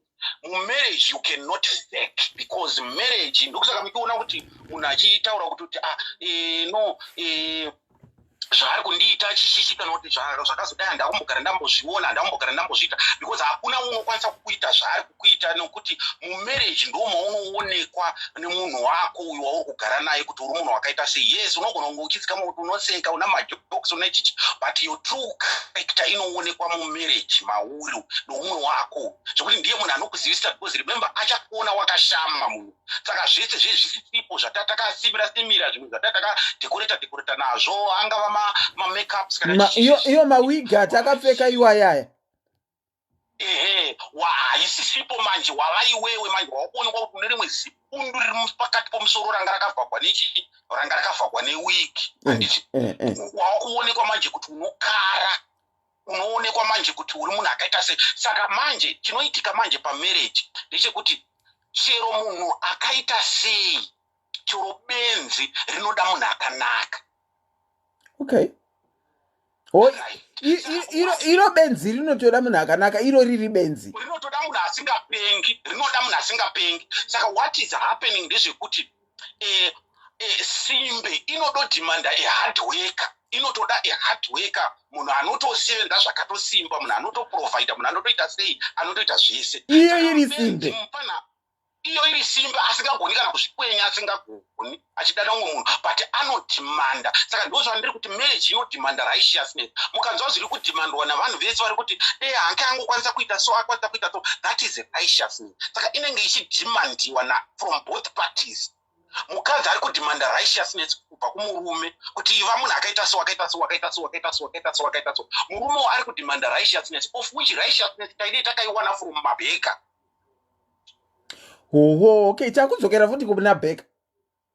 Kuna bheka, nyaya yose iri pana bheka. Righteousness inowanikwa pana bheka, kuti wasvika kuvanhu unoita so, unoita so, unoita so. Roni waroora unoita so, unoita so, unoita so, unoita so. Yesterday ndaitaura na colleague wangu akanditi, saka we were just discussing. Akanditi zvauri kutotaura izvi neniwo indakangoenda kunowanikwa, ende ndakatozotiska pazvinhu zvakatiwanda, ndatoenda kunowanikwa, ndikati kuwana mama vanombondiudza. Saka those are zvimwe zvinhu zvinosanganikwa nazvo nevanhu. Saka kuti no, ukauri kuenda uku it's not easy, zvakamira so. Marriage it's tough, inodimanda righteousness. Ndokusaka muchizoona vanhu vachibuda mune iyi, vachipinda mune iyi, vachipinda mune iyi, vachipinda mune iyi, vane vachitsvaga munhu ari right. Ukaonza handiri kungotsvaga Mr. Right kana ndikutsvaga munhu ari right.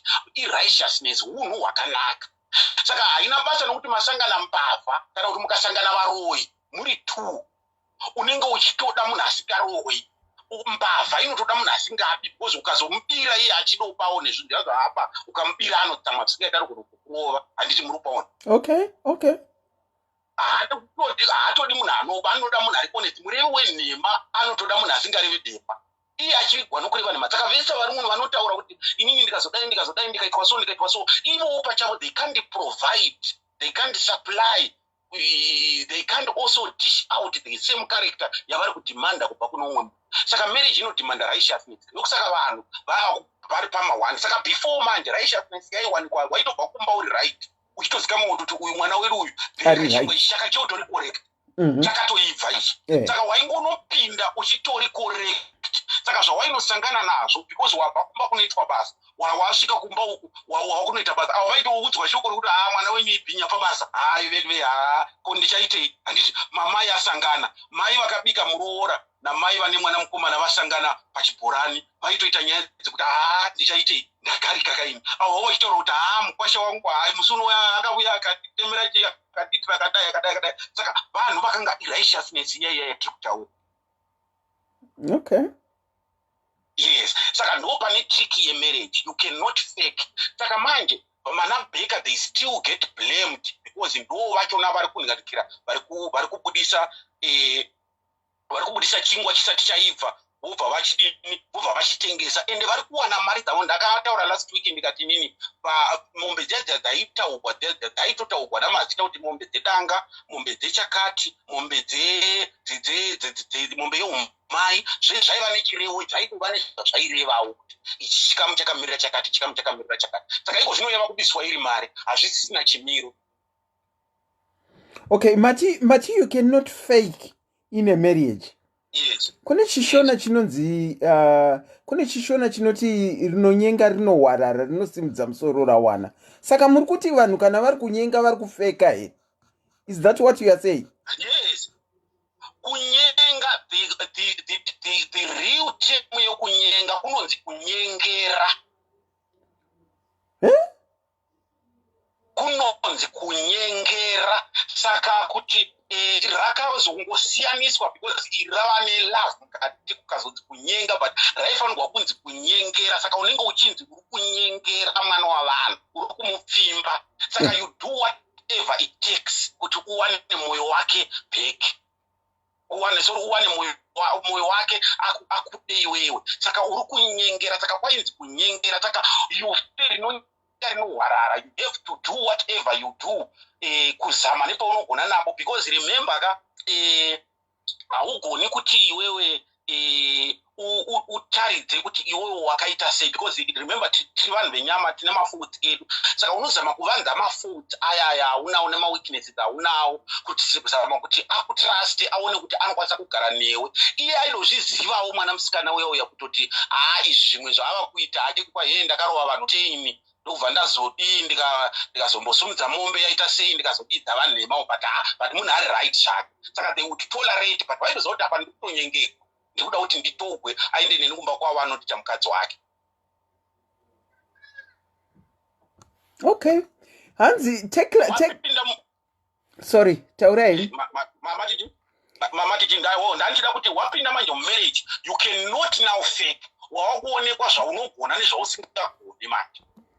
Kana uchihora 6 figure yava kutoonekwa zvekuti tikataura namai vekumba kwapapa vaya vaitaura nezve 6 figure vanenge vava kutiudza kuti chokwadi ndechakati 6 figure yakamira so kana kuti iripowo zvemene kana kuti because haugoni manje kuchafeka but uchinonyenga munhu unotaura 6 figure ugogadzirisa payslip ugocreata efake ugonomuratidza ugoita sei but kana mazopinda manje mumba hazvichaiti kuti uchifeka manje. Okay, saka tingati message taakuitaurira here kuna Baker atori in the process of kubeka chingwa chake at the moment chaasati apinza mustoro kuti chigodyiwa. Taakuitaurira kuna current Baker iko zvino which is munhu wese ari parent at this particular time. Nekuti vamwe vaya vari kunetsa mumastoro, zvingwa zviya zviri kunetsa mumastoro kaizvi zvakatofeilwa, zvatoo mustoro kudhara. Saka hazvichagone kuchinjika kuti munyu unzi dzorai nekuti wakatowanzwa kudhara. Saka taakutaurira kucurrent mubereki ane mwana waari kukudza iko zvino, tochidaro here? Yes, hatingadaro. Tiri kutaurira West Baker. Kune mamwe tine chimwe chingwa chinogona kudzoswa.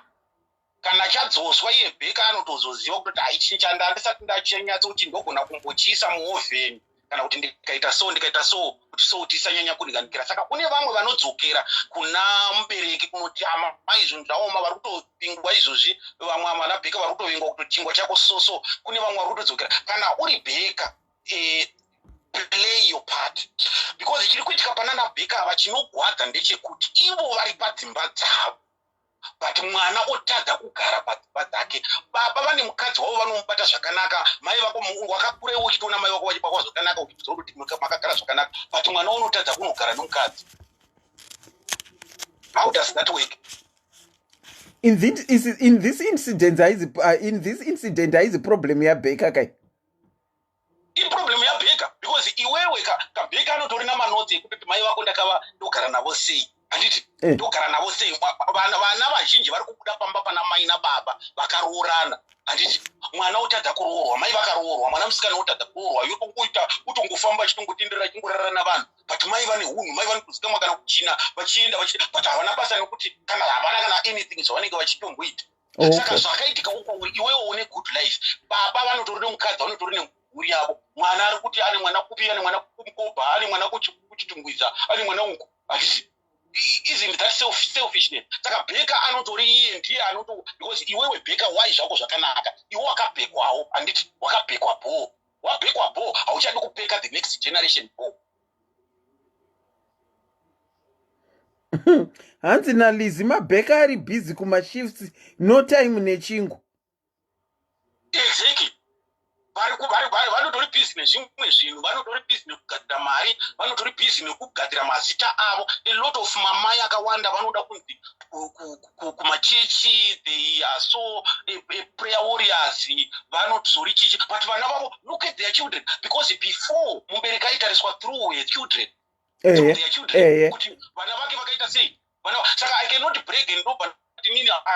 Izvozvi ndichitaura panapa nevana vakomana 2, right? Ndichifamba mberi yokunzi unotaura zvinhu zvine musoro kana kuti unotaura zvinhu zvine tsika zvine hunhu, but vana vangobva aita marombe, mamwe anenge achitosvika kuti ava vana ava vakatodhakwa, vanotobata chibharo, vanogona kutobata nkunzi. Then ndiri mubereka ndakadhakwa inini pachangu, irregardless kuti ndotaura zvine musoro. Saka before Bheka anotariswa through chingwa chake, iko zvino hatichatariswa wongotarisa chingwa. Zvakaitika pana Eli zvinhu zvandiri kutaura ichi. Eli wakaudzwa kunzi utsiura vana vako avo. Vana vako vari kurarana navanhu pasinagoge, vana vako vari kuita so, vari kubhatisa vanhu vari kuuya nezvipiriso zvavo. Eli ignored, vafanana namaBheka ariko mazuva ano. But vamakere vamwe zvimwe zvingo hazvitsiuriki. Zvimwe zvingo hazvitsiuriki. Yes, inzwaika. Itsiuriki nokuti kana wakuda kuchigadzisa icho charopa muhovhe, chisha uchadinganikira, chisha uchaita. It's too late. Zvandiri kutaura ndichiti inotanga iri flower isati yadigwa mvura. Mwana anotanga at 5 years. Pane vana vekutoti izvezvi anotori ne5 years, ane 10 years. Mwana ane 10 years at the moment muchisvika andiselina ati kumhorosei mukasvika pamba pangu. Ndiri pane mwana ane 10 years kana kuti pane tini nomukadzi wangu tinokumhorosai, kunongonzi ndianti vana vamama nateta mheno. Handiti izvo zvinoramba zvichiona kana TV zvichitotamba kana magemu. Ndipo matotanga kutokonewa chingwa chei pa10 years kuti haamhorosi vanhu vari kusvika pamba, haamhorosi vaeni. Unotonzi vamwe vabereki vachitovhaira hanzi imi matoita lakatomhoresai. Nekomana, it's a must, it's a duty yokutotanga kutonzi iwo kana kuti mwana ane 10 years anotonzi haadzidziswi kana kusuka kapu kana kuti yamwirwa tii, anenge achitonzi mate ndiye anosvika achitotukwa kana kuti tenboy ndiye anosvika achitonzi mwana uyu haatozivi kutochinja kana hosepipe kana ane mwana mukomana ane 12 years. Saka ndo pamunozomutaimira manje ava ne 25 years ndokumutiura kuti hazviitwe so. Mungamugona haachagonekeka.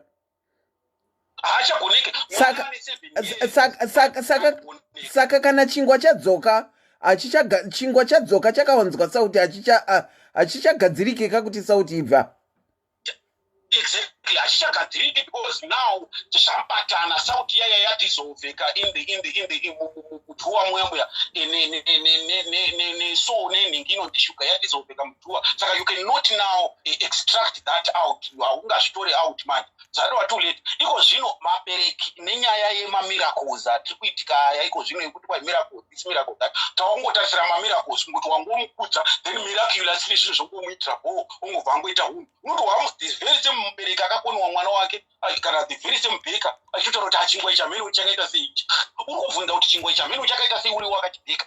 Wakutotaura kutoti wewe mwana uyu amheno haana kana hunhu, akadzidziswa here.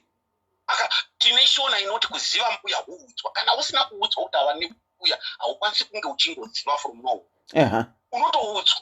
Exactly. Unotoudzwa kuti iwe wakaita sei unoti unopedza kudla ungosiya ndiro yako yakaita sei. Tora ndiro idzo kitchen ndoda kuwana kitchen yakaita. Unotonzwa izvozvo vese vana ma 35 to 40 chichinda from 35 and above.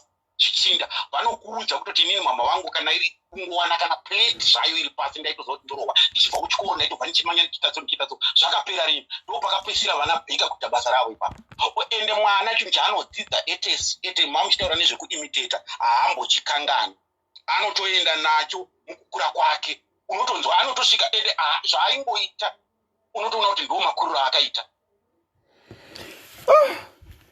Vamakere mukachitipo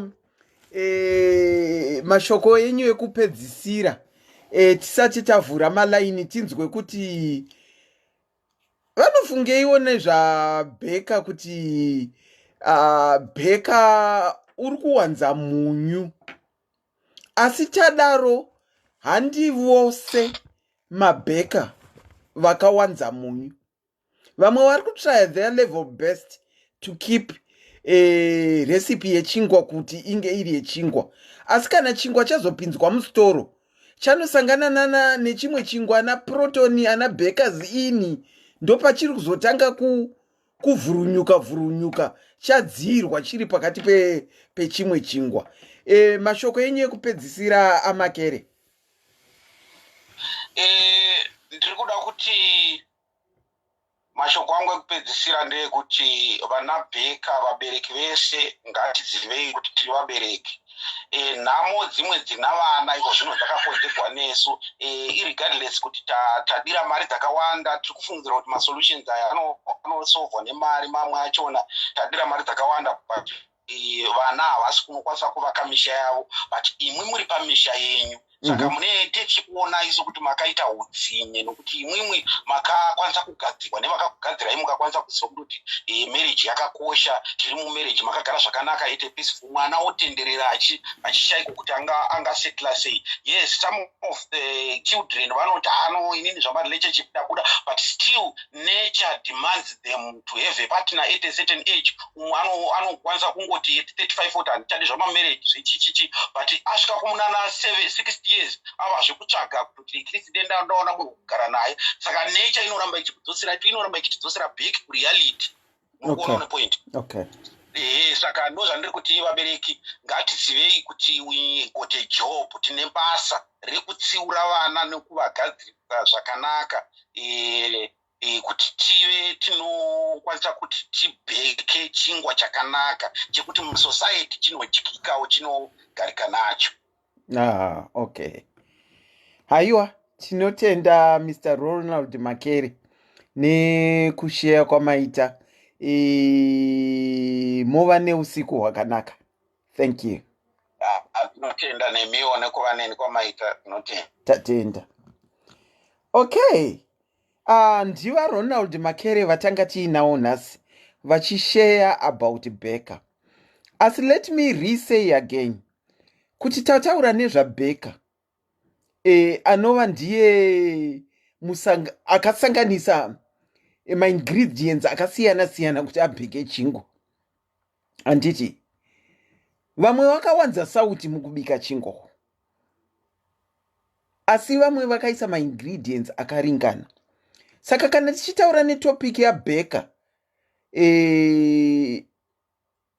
hatisi kuti mabheka ese akashata.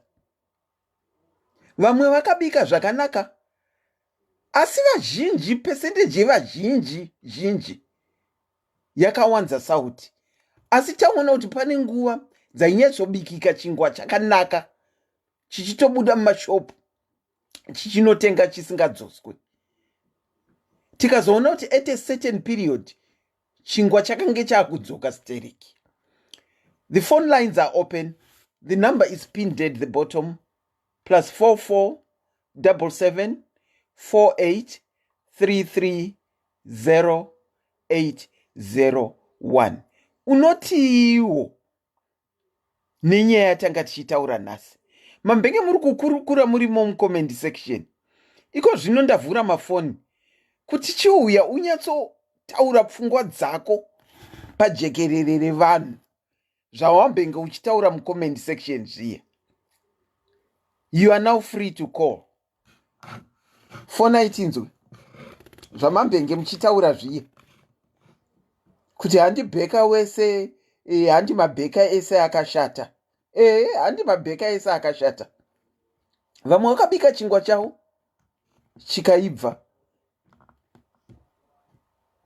vamwe vakabika chingwa chavo chikaita mbodza, asi humbodza hwachakaita ika ndo hwakupa kuti chingwa ichocho chinetse musociety nhasi. Let's take our first caller.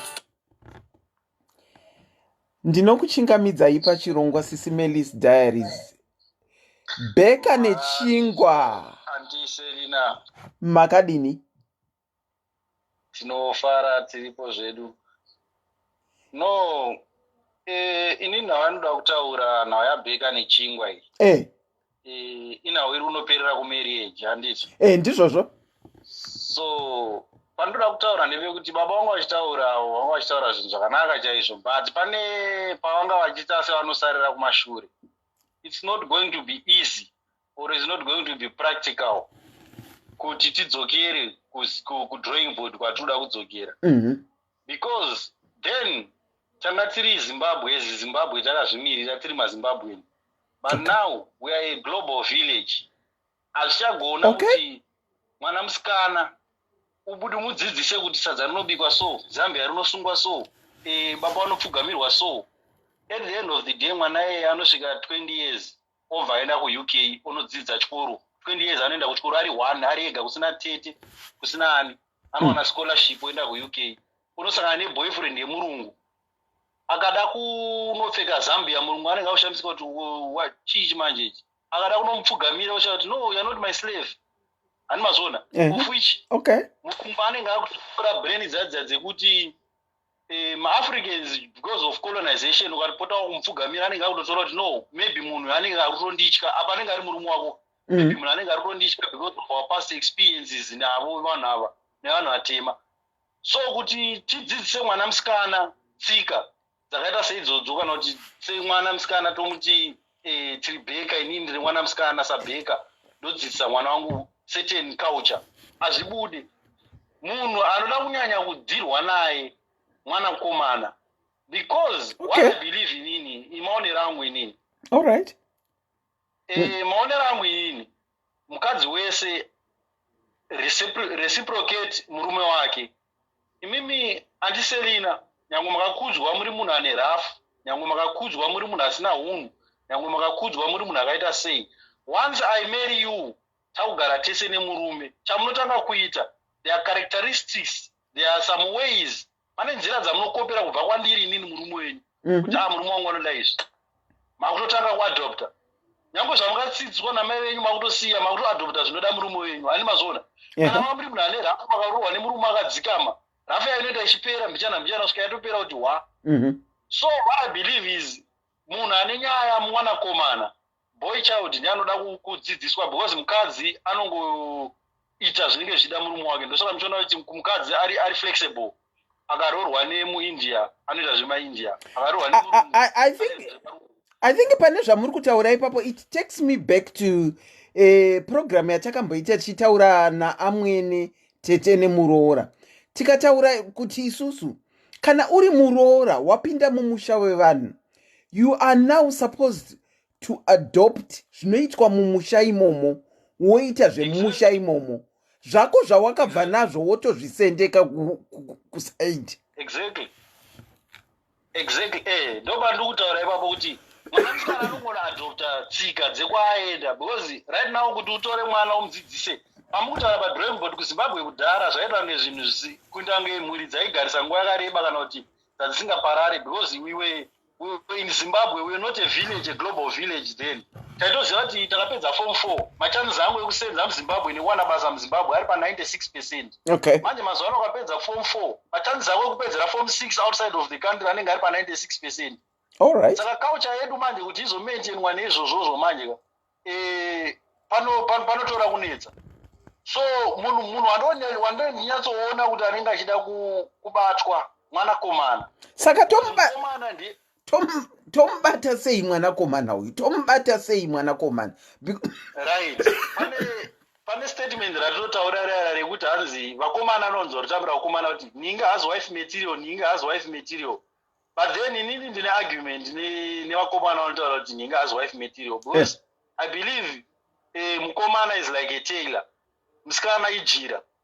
Wakatora jira ukaenda naro na tailor, jira rakatadza kubuda. Are you going to blame jira kuti jira warambire kubuda zvakanaka, tailor kaida kusona zvakanaka? Kana kuti unonetsana na tailor kuti kutailor uita sei jira rangu? Unonetsana na tailor. Exactly. Pamunotaura kuti wife material, which means you are all agreeing kuti mukadzi is just a material. Haana sei pakugadzirwa kwechinhu choda kugadzirwa. Handi mazona. It's just a material. Zvekuti pana bheka apa mukadzi unogona kumutora seflower, seshuga, sehupfu, semasauti, sechii. Iwo ukatora flower yako ukawanza flower ukaisa sauti shoma chingwa chako chakatadza kunzwira sauti. Haisi problem yesauti. Wakatenga jira rako ukaricheka, uchida kucheka zambia rako, watadza kucheka zambia yakabuda iri minisketi. Don't blame the cloth. Toto blame iwe kuti iwe unozvitoritera wakadzidzira kupi basa rako reutera. Tone certificate rako wakadzidzira basa reutera. Kola. Ndauti mumbodzokera. Mati imimi varume munotaura kasei kekuti mukadzi uyu haazi wife material. Mukagoti chii pamberi? Ndakati hakuna mukadzi anonzi haazi wife material because mukadzi haambofa akaita mukadzi is a material. Hakuna anozonzi aita wife material kana kuti ari haazi wife material because murume ndiye tailor, ndiye anosona. Ndiye anopiwa material, osona zvaanoda pamaterial. Saka kana wasona iwewe, are you going to blame jira kuti ratadza kubuda zvakanaka nekuti ndiwasona? Kana kuti unoblame tailor asona kuti no, tailor atadza kusona. Okay, saka apa muri kuti wife material iyi ndini ndabva kumusha kwedu ndapinda mumusha menyu imimi handiti ndakuadopta tsika dzekwenyu. Ndozvamuri kureva?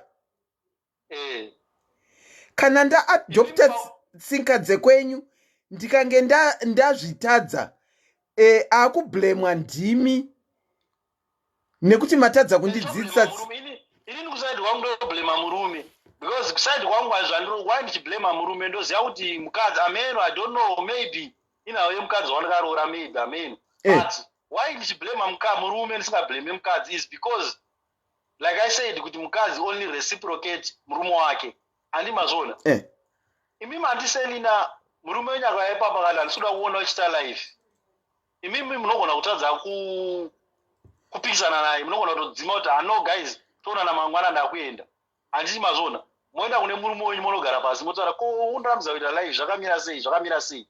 Handi mazona. Response inobva kumurume wenyu because vakadzi vazhinji mumastreet umusisi antiselina. Vakadzi vazhinji mumastreet moyo yavo yaomeswa nevanhu varume. Haina kuomeswa nevakadzi vamwe kana kuti nevabereki vavo. Inawo yevarume.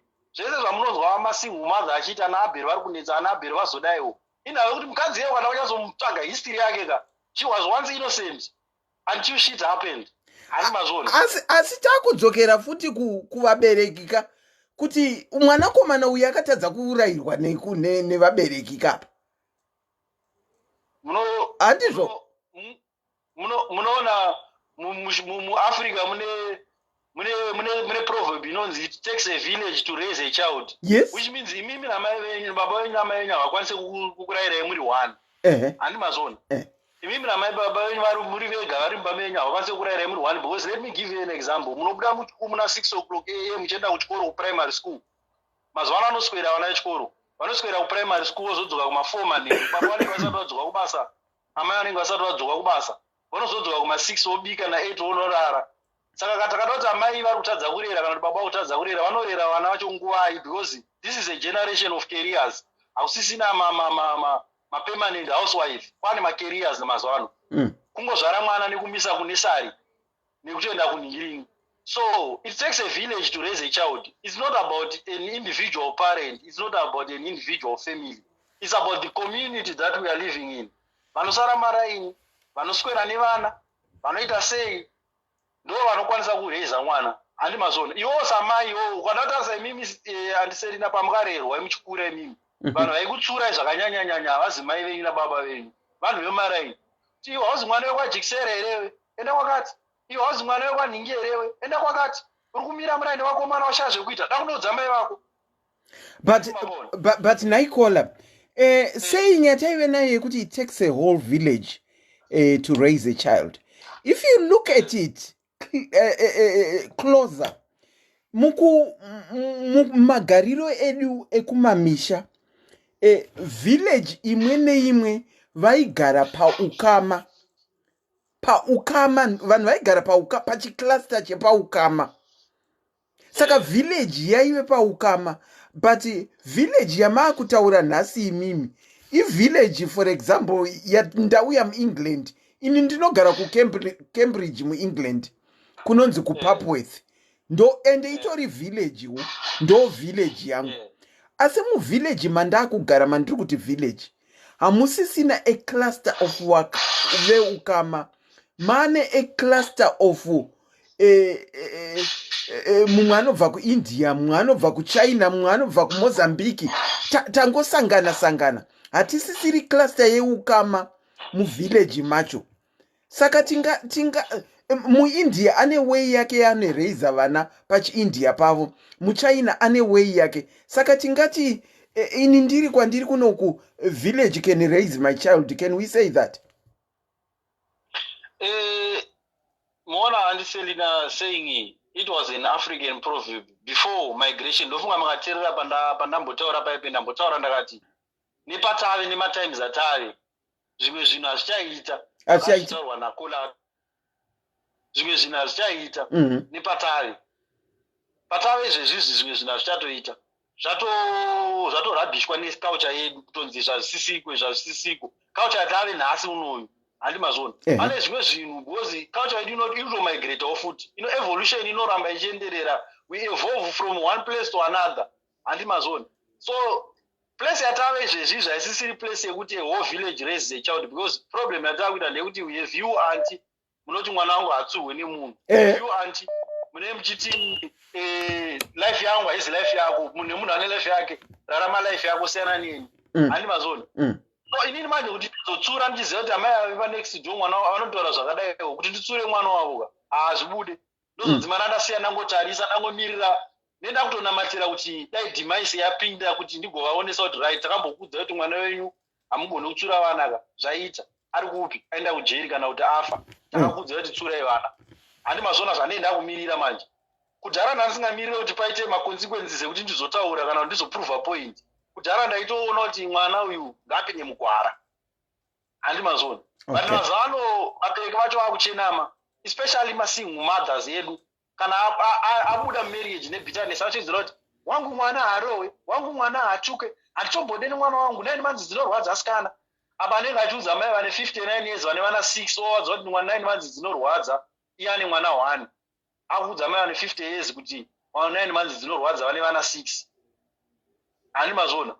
Because isusu as young people we can walk fast, but the elderly they know the way handi mazona. Isusu we can walk fast, but the elderly they know the way. But now vanhu vadiki manje vafunga kuti kufamba fast ndokuziya nzira, kufamba fast hakuzi kuziya nzira.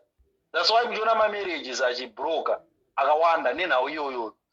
But back to my issue yemarriages yabheka naningirini now iri kunyanya kuitika. Inini like I said kuti I don't blame a girl child, I blame the man child.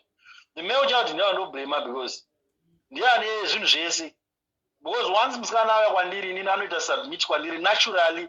When God created mukadzi akamcreata ane pfungwa dzekukwanisa kuti adiwe, mukadzi anoda kudiwa, mukadzi anoda kupiwa rudo rwese, and in turn mukadzi can be submissive in whatever. Hakuna basa kuti anotambira 6 figure, mukadzi anotambira 6 figure, akangodiwa chete. Mukadzi wese akangodiwa chete, she becomes 10 times better than any other woman handi mazona. Mukadzi wese weakness yemukadzi wese kudiwa handi mazona. Ukazoona mukadzi akunzi mukadzi aenda kunohura, zvazvo vanozotaura vakadzi pamafacebook achiti andikadora ndosaka ndakamusiya, ibitterness inenge iri mukadzi yaya kuti idora handi mazona. But the real issue ndeyekuti anenge achishaya rudo. Mukadzi wese akapiwa rudo anti anodzikama kunge 2 kg yaiswa mumvura inodzika pasi pemvura unogara pasi kuti tototo. Ani mazvono.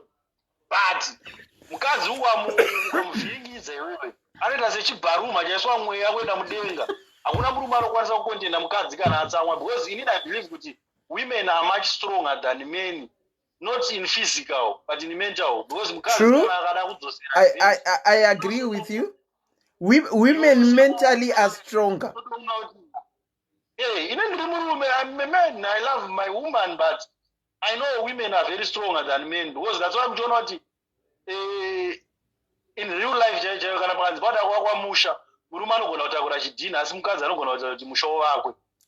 Murume anogona kutakura zvidhina but haagoni kuwaka musha, asi mukadzi anogona kuita kuti musha wavakwe asi haagoni kutakura zvidhina. Ndo weaknesses anofanira kudzikanwa nemurume. Murume akaziva maweakness iyayo hatimbofe takaita broken marriage mulife munyeba chaiko.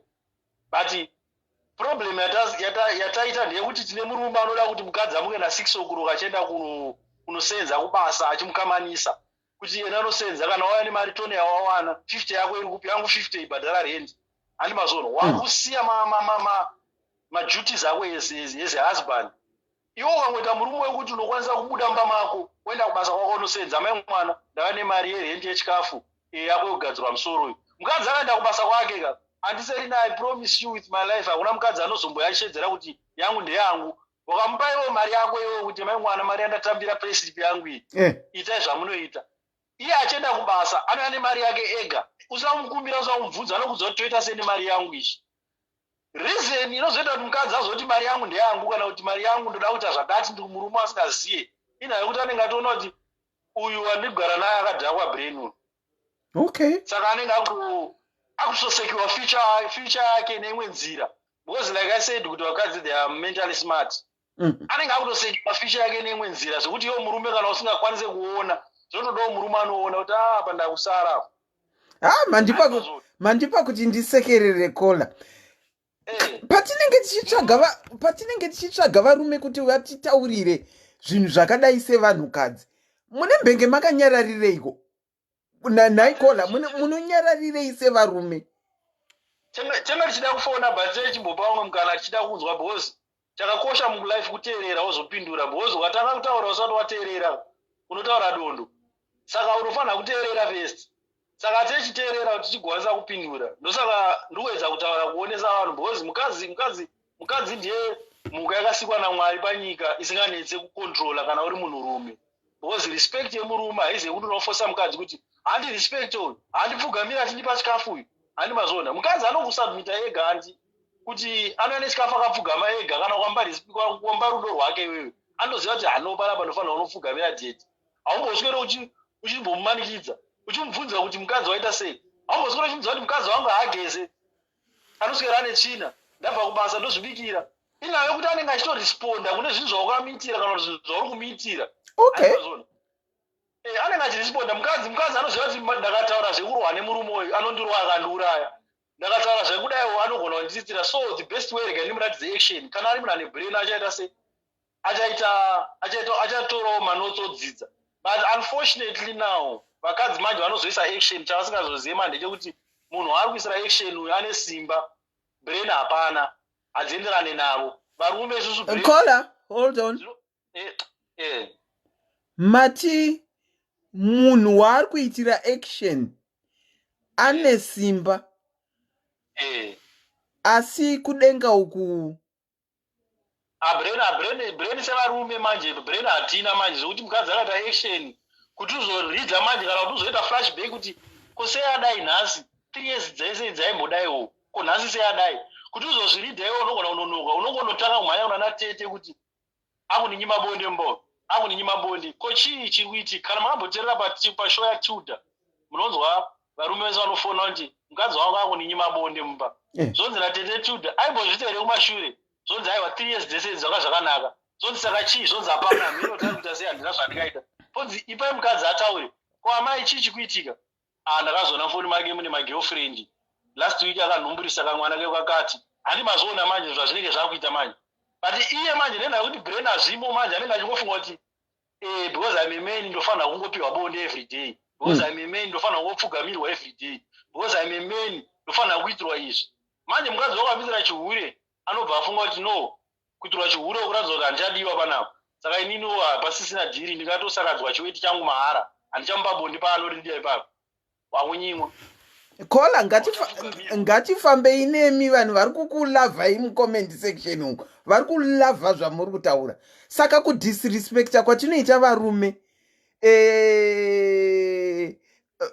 varume even vakabhekwa zvakanaka kubva kuvabereki vavo, kana kuti vakabhekwa zvakashata vakazopinda mustoro vakaona chimwe chingwa chavo. Chimwe chingwa ichi mati chinoda kudiwa, chinoda respect. Chikange chadaro chino answer back zvakanaka zvekuti autozvikumbiri. Ndozvamuri kutaura. Ndizvo chaizvo andiseri, autombozvikumbire. Mukadzi haakumbirwe respect. Mukadzi haakumbirwe respect. Akafanana nemunhu. A good example, marriage is an example of God and man. Iwewe semunhu anonamata, ukataka kunamata unzwa kunamata Mwari panapa, uchinamata nekurevesa nemwoyo unorevesa. Iwewe wega unonyatsonzwa mwoyo mako, haumirire kudzwa nemunhu kunzi amai munonamata. Iwewe wega unozvinzwa wega kuti hano panapa ndikunamata. Kana ukanamata unobva uchisekererwa paunenge wapfuga kuti haiwa Mwari munamata wangu wanzwikwa. Handazvona, because Bible rinopa muenzaniso wekuti church is a woman, Mwari ndo baba, ndo murume. Handi mazvona. Submission inoita church kuna Mwari. Submission inoita mukadzi kumurume. Kana mukadzi wake achimira sei, murume wake achimubata zvakanaka. Because problem hombe yataita ndeyekuti varume, like I said, kuti tine simba, asi brain dzedu manje dziri kumashure kwedzevakadzi. Okay. Vakadzi they are not given chance to plan. Vakadzi they are not given chance to lead. Vakadzi they are not given chance even to execute ma plans evamwe varume mudzimba. But once anti mangopa mukadzi simba rekuti execute mumba mako iwo. Inini ngozvona kunyika kwandiri kuno. Pandiri panapa mukadzi wangu handitye kumutumira mari, ndogona kumutumira mari kuti amai mwana 1000 US itai zvamuri kuita. Handimbomubvunze kuti uita sei. But unotongoona wega kuti no, zviri kuplanwa nemunhu zvitori nani pane zvangandichazoita nemari iyi. Okay. But varume isusu manje tine kanga pride katinako kekuti we don't acknowledge vakadzi vedu kana akaita chinhu chakanaka. Tongoita kunge tisina kuzoona. Hatigoni kumutaura kuti but baba mwana maronga mesa magona. Asi naikola kutadza kuacknowledge mukadzi nekuona zvaanenge ari kuita. Is it not kuti unenge wakazviona baba vachitadza kuacknowledge mai vako? No. Kuna vana vakabuda muna baba vano acknowledge amai. Vakabuda muna baba vanobikira amai. Vakabuda muna baba vanopa amai respect. Vakabuda muna baba vanoita zvese kuna amai zvekuti amai vanosubmita. But ivo manje nenhave kuti 4 hours vanenge vana amai nababa, 20 hours vanenge vane shamwari kunzoko. So it's very difficult, just like now zvakafanana nezvakachitaura zvechechi kuti toenda kuchechi musi weSunday chete for 3 hours. The next 6 days, 7 days, hatina chechi. Tichiona zvatiri tichiona manhingirini, mafacebook, mastreets, masocial media. Hapana anenge achitiparidzira techingori masocial media. Tichitaura kuti bhoyo yenyu haisi bhoyo yangu tsano. Tichaona dzaunosvikira. Tiita soodzozo. Ukapinda muchechi manje. Tichaona dzaunosvikira. Saka that means the 20 hours yaanenge asiri pamubereki anomuticha zviri right. Ari kutobata tuma habits mu 20 hours idzodzo dzinova dzaakuzoimitata. Dzinova dzaakuimitata aine mukadzi wake. Exactly. So panozopinda nawo manje self discipline manje yakainstillwa kwete nemubereki, kwete na teacher, kwete na anyone anorarama panyama. But newe yakazoinstillwa mumunhu naMwari manje. Because munhu wese ane self discipline, ane humanity iri maari. Yes. Yekuti unofana unoziya, munhu wese anoziya chakanaka nechakaipa. Ani mazona. Ndosaka mchiona kamwana kane 5 years. Kasati kamboona panoitwa bonde, kakaona vanhu vachitanga vari kuita bonde, kanomhanya kuna mama. Ii mama vari kuita zvinonyadzisira. Wakaudzwa nani kuti zvinonyadzisira iwe? Yeah. Zvinhu zviri maari. Anoziva kuti zvazviitwe zera rangu izvi zvinonyadzisira. Handi mazona. Anogona kunge asikambozviona, but anototaura kuti aiwa, izvi zvinonyadzisira zvavari kuita. kana vakanzi kisanai vanogona kukisana votobva vachimhanya vachiseka ani mazuva vanadiki vakakisana vanadiki chaivo chaivo kuma8 years vanoseka vachitiza because instinct yavo inorodza kuti zvataita panapa hazvisi right vanonyaririra vane kakunyaririra kavainako vana vadiki exactly instinct manje idzodzo dziri mumunhu manje zve dzakumudza manje kuti zvauri kuita panapa hazvisi right ndokakunyarira kaikai manje ikako manje ndokandi kutaura kuti mwana mukomana wemanje anofanira kunge anako pakukura kwake hani mazuva mwana musikana submission itorimo maari because haina kuswa namai nababa yakagara iswa namwari mwari haafa akataurira munhu kuti ita chinhu chaasina kumupa handi mazona hakuna mwari panomboti vakadzi vai pasi pevarume venyu zvisiri mavari handi mazona okay zviri matiri naturally it should be in us naturally hazvinhu zviri mauri natural hazvinhu zvinoda kuinstilwa kana kuti kuinstolwa zvinhu zvinoactivatwa newewewe unozviactivata wega kuti now I have to activate this time now paudia respect okay saka that means kana usikasabatwe zvakanaka unozvideactivata futi anenge achitoziva kuti akuti zvideactivata anotozvita achitoziva hakuna mukadzi anoregedza kurespect asingazivi anotoziva kuti ndozvandada kuita ende ndikuzviitira for 1-2 reason wamubvunza andokudza kuti kwese usiri kurespecta murume andokudza kuti 1-2 reason ndozvandisiri kurespectera murume ende anenge anadzo reason kwete kungoti from nowhere mukadzi ongodzi haacharespecta murume aimbokurespecta 3 years ongonzi from nowhere haachakurespecta murume otanga kupopota oti mukadzi ako haachandirespecta aiwa zvite munogara pasi modzokera baba kumashure monoreflecta kuti mukadzi wangu ndichidanana naye takaita sei ndepapi pandinganhingirisina pandinganetsana pandikamupotsa ndepapi handi mazona but isusu nenhaka ndatauraya kuti varume vane pride isina basa kana kuti pride isina frutu pride isina chibereko kuti ndini baba saka because ndakakuroora unofanira kundirespecta hakuna munhu anonzi ndakakuroora anofanira kurespecta because patineti paunenge wamuroora iwewe unenge uchirara naye unenge uchimuzvarira vana ndanakirwa nezvataurwa nababavo kuti 9 months mukadzi anenge akatakura mimba anenge ari pariski yekufa kana kurarama ndizvozvo then iwe unozoda kutaura kuti ndakakuroora ndakakubvisira mombe you need to respect me. Respect is not needed. Itori broken English and broken behavior which you need to respect me. Once what you need is a demand, it's a force. Yeah, demand. Once you say you need to, yato wakuto demanda kurespect. Wakudemanda kurespect. Uranzwa kuti wewe ukutotadza zvinhu zvako. Mukadzi audzonzi you need to respect me. Ukatona mukadzi atoita something, iwe semurume wewe. Go back to the drawing board. Ukanyazona kuti mistake yako iri apa. Utodzokera unobata mukadzi wako. Was like I said kuti mukadzi is mukadzi anoda kudiwa. Mukadzi hakuna mukadzi anodzi ndodira murume uyu mari. Mukadzi anozoenda pamari because anenge aona kuti hazviri nani nende pamari kana ndakarambwa ndobvone something. Handi mazoni. Kwete kuti anokudira mari. Mari is nothing. Vakadzi vanotoziva kuti mari is nothing. They don't want your money. Kana vachida mari vanogona kunosenza vakawana yakawanda kupfuura yako. Vakadzi vazhinji mazuva ano varikuwana mari dzakawanda kupfuura isusu varume. Handi mazoni. Okay. So vakadzi vakawanda mazuva ano vane mari dzavo kupfuura isusu varume. So kuti uzotaura kuti mukadzi akundidira mari zvakafanira netma socialite kwedu tochikotaura kuti don't date a broke guy. Iwo utori broke. Ukutaura zvo don't date a broke guy. Utori broke. Kune vakadzi vane ma6 figure chaivo chaivo vakanyarara. Mapinda nema 6 figure manje. Variko vakadzi vane ma6 figure. Because zvakufanana nenifesi mhofu vaitaura ndi mhofu yakadhakwa because isusu ana mhofu totoziva ndiri mhofu futi but toziva kuti tinoda vakadzi. Kwete mhofu yakadhakwa haisi mhofu icross breed remhofu nembisi iri hakuna mhofu yakadaro. Sei madaro. Aiwa murume andavazoshandisira kuti nini ndine mari yakadai saka ndogona kutora tuvana tune 18 years. Hakuna iya ndo inonzi charlatan kana chitaura varume kana achitodinzwa murume hakuna behavior yemurume akakwana anouya pamedia achitaura zvakadaro zve6 figure because 6 figure is nothing. Hani mazona rent inobhadharwa inoita 1000 pounds chikafu chinotengwa chinoita 200 pounds. Saka vakazotaura zve6 figure toishandisa 6 figure toidi hatiide izvo toda 1000 pound yekubhadhara rent nemari yekudya zve6 figure toidi tingade kuvhara nekuti mari iri muakaunti zve6 figure toidi. Love is everything and Selina. Okay. Love ndo iri kuleka.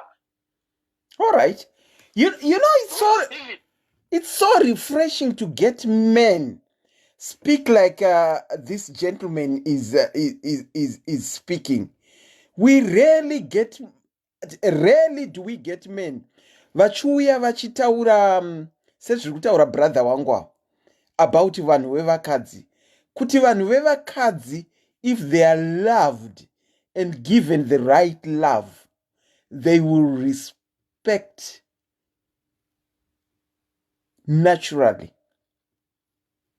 Vanongoita zviri natural. Mukadzi ukamuda anongoita zviri natural, anongokufugamira zviri natural, ndokunge iwe uri kumupa rudo rwauri kumupa. But because so many men are demanding that, vakadzi vari kuzotadza kuita submissive because men are demanding it. Some things they don't need to be demanded. Ukaacta in a certain way, semurume, ndozviri kutaura brother, mukadzi anorespondawo in a certain way. Taura henyu, tisati tatora makola, taura henyu zvamuda kutaura. Yes, just to add pamukutaura ipapapo, I'm actually saying kuti mukadzi akangofanana necell phone. Wakatora line rebhadhi anongobata network, wakatora MTN anongobata network, ukasaisa line abate network. Iwo rudo rwako runofanira kunge riri Kola runofanira kunge line mu cell phone. I'm liking you. Can you repeat what you've just said? Mati mukadzi akafanana nechi? Handset. Wakaisa line rebhadhi inongona yangonyora kuti Econet. Wakaisa line reteleso inongonyora kuti Teleso. Wakaisa network inongonyora network. Ukakrosa kuenda kuMTN. Wakati MTN inongonyora kuti MTN. Hani mazoni. Ukauya kuno kuEngland inongoreadha kuti Vodafone. Haimbove yakachinja kuti uri kuEngland wesare kuEngland wonyora kuti Econet. Hakuna zvakadaro. Hakuna zvakadaro. Pane error ingatoitika. Hani mazoni. Okay. Econet haimbove yakareadha ende haimbove yakafona uri kuEngland. Inenge yakutoshedzera kuti no. Panapa hazviiti. Kana yakareadha ukanzi iri paroaming inokutaurira mari yekupenga kuti kana uda kufona Zimbabwe isa mari yakati. Okay. Kuratidza kuti pane something wrong. Hani mazoni. So just a recap, kungoti vakadzi varume isusu dai tagona tadzidza kuti kana patiri kudanana nevakadzi vedu ava nevakadzi vatiri kuti vatiri kuroora, ngatiregei kuda kuti titsvage hunhu husipo pavanhu, kuda kuita kuti umanikidze munhu kuti akurespect. Iyo ingwesa line rako uona kuti hauwane line, hauwane network here, ingopfekera line rako. Kana washaya network wozotaura kuti line ndaisa asi ndashaya network, maybe pamwe yakabloka, rege nditese unlock. Handi mazoni, not kuti unoda kuforsa munhu kuti ndide chete. Hakuna mukadzi anombofa akati murume I love you too. I'll see you soon. Yes, kadaro. Ona mukadzi akutoti I love you too kuratidza kuti anenge atonakirwa kudhara. Saka iwe uchiita kuti uactivate kuti abudise rudo rwacho riri maari. Because mukadzi abudise nyangwa kuti I love you too nhasi, abudise rudo nhasi. Anotora time. Handi mazona. Asi kola tichiwinda off tisatatera mumwe kola. Zviri kutidzosera futi kuti imimi, ndichitaurira imimi brother, semubereki ane vana, zviri kutidzosera futi kuti imi kana muine vana venyu, especially vana vakomana, vachaona zvamunenge muchiita imimi kumudzimai wenyu. Tiri kubvumirana here kuti vanoimiteta zvamunenge muchiita imi? Tikubvumirana, vana vanoimiteta but to a certain age. Handi mazona. Vana vanoimiteta to a certain age. Ndosaka muchiona ana emufundisi anoti kana ari baba wako ari mufundisi kubva ane 1 year kusvika ane 18 years anenge achienda kuchechi achinamata achiita sei, akangosvika 20 years yakutotanga ita nhubu. Handi mazona. Okay. Akangosvika 20 years anenge akutotanga ita nhubu, baba vacho sati ko zvii zvakuitika zvanambotaura zazi kuti nguva zhinji anenge ari kunze uko. Handi mazona. But mwana iyeye manje paanozoroora kaubaba kake kakaona kuna baba wake kake kana karimo mari kanotobuda futi, unotokaona kuti apa akutedzera baba wake apa. Okay. Anobuda zvako. Alright. But akazoinfluence zvakanyanyisa, akanoinfluence to a certain degree, but influence hombe chaiyo is from within. From without anongowanawo certain degree ye-influence, hani mazona, but iwewe munhu semunhu chaiyo discipline iyoyo kana mbotaura kai kuti pane kangu kakaiswa naMwari kekuti kanoda kuactivatwa, zvekuti ukatadza kuactivata kanoputika mauri zvekuti akabude kanenge kakubuda iri disaster, handi mazona. Okay. Caller, thank you so much. It was very enlightening to get a gentleman speaking like you are speaking. Kwaine vamwe kola vanomwa kokokora yerudzi. Vamwe wakati kola bheka wenyu akakubheka izve shuwa nematauriro amunoita. Vanomwa Fanta orange kola. Thank you so much caller for your contribution. Maitabasa. All right, auntie, bye-bye. Bye-bye. Vakomana, izvi varume vanotogona havo kutaura uye vanotoziva havo zvinofanirwa kunge zvichiitika. Zvekuti munhu ukamuisa kadhi renet 1 anodhensa tuchuni yenet 1. Ukamuisawo kueconet anoitawo zveeconet. Ukamuisawo kuVodafone anoitawo zveVodafone. Varume havawanzouya vachitaura kudaro. Vanoda kungotaura vari kumanhikikiri, vari kumateresi ikoko. Regai titore next caller tinzwe kuti vanoti zvii. Tinokuchingamidzai pachirongwa kola. Munoti chiine zvatiri kutaura zvekuti timbodzokera back to the drawing board kuvabereki. Tichiti vana vanoimiteta zvinoitwa nevabereki. Munozvionawo saizvozvo here kana kuti mune mafungiro?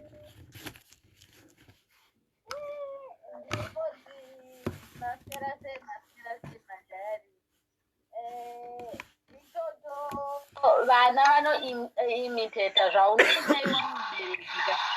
Mwana anenge akutozvinomaliza kuti izvi zvandaona zvichiitwa nembereki wangu ndizvo chaizvo zvitori correct ende nditori mugwara. And sometimes mai vanenge vachifunga kuti mwanawo pamwe achamachuwa ozozvionawo kuti rega ndisefe zvimwe zviri kuitwa namai, zvimwe hazvisi right, zvimwe ichokwadi. Saka mwana anenge achingotora zvese achingoti zvandaudzwa namai ndizvo chaizvo, zvandaudzwa nemubereki ndizvo chaizvo. That's why muchizoona vana vakomana vazhinji vanozorova vakadzi kana kuabhuyusa vakadzi mumba. Mwana wekuti anenge akaona baba vake vaine kahunhu ikako, vaine kahunhu izimu ikako kekuti anenge achiabhuyusa mai zviri mumaziso evanhu. Ko zviri kunzi dzimwe nguva vanenge vasina kumbozvipika kuvabereki, vazongozviwanawo musociety umu mumagengi avo avanohenga out navo ndokwavanenge vozviwana. Zvimwe zvacho it's like kana makatarisisa andiselina vamwe vana vechikomana especially ndo vanowanzoaffectika kazhinji. Mukaona vana vakomana vazhinji vacho vanozoopta kumadrugs, mwana wekuti anenge avhiringika achiona hunhu izimu unenge uchiitwa nababa pambapa. Ko vasikana vanoita madrugs? Mudhemeja uchifunga kuti ndoita sei ochizorizota kupi kumadrugs. Hanzi naSalu Nkomo mangisi mangidu iwe Saluka. Ko vasikana vanenge vakuita zvemadrugs vanenge vakazviona kunani? Vasikana manje inyayo yekuti pamwe mai manje zvavanenge vachiita kuna baba kana kuti vakaona zvinenge zvichiitwa baba zvavanenge vachiita kuna mai vavo, manje mwana zvinomudhemeja, zvinomuafekta kuti wamai vangu inini vari kunzwa sei yeti baba kana vakabuda kunze uko vainana marwei munhu kwaye munhu musvinu chaizvai, but kana ari mumba anoita kunge chikara. Okay. Havakwanisewo kusapotawo vision yandeendinayo o idea yandeendinayo kuti ndisimuke muupenyu. Okay. Imimi kola mune vana here? aiwa handina zvangu. Hamuna because ndakuda kubvunza mubvunzo wokuti dzidziso yamuri kupa kuchingwa chenyu idzidziso yakaita sei? Zvino Inyaya yekuti ndichionawo vamwe vechidiki vari kukura ava manje maG20 aya ma2000 kuti vana ava kuti vazoopta mumadrugs vazhinji vavo inyaya yekuti chikumba uku zvavanenge vaona baba vachiita zvinovadhemeta. Okay, so zvino kana vaona zvichiitika kumba kuti zvivadhemeje vakuzvitakurana nazvo voenda nazvo vonopawo chingwa chavanenge vabuda nacho musitoro vakugarisana nacho chingwa voonekwa vachiita zvisakarurama. Ndozvamuri kutaura here?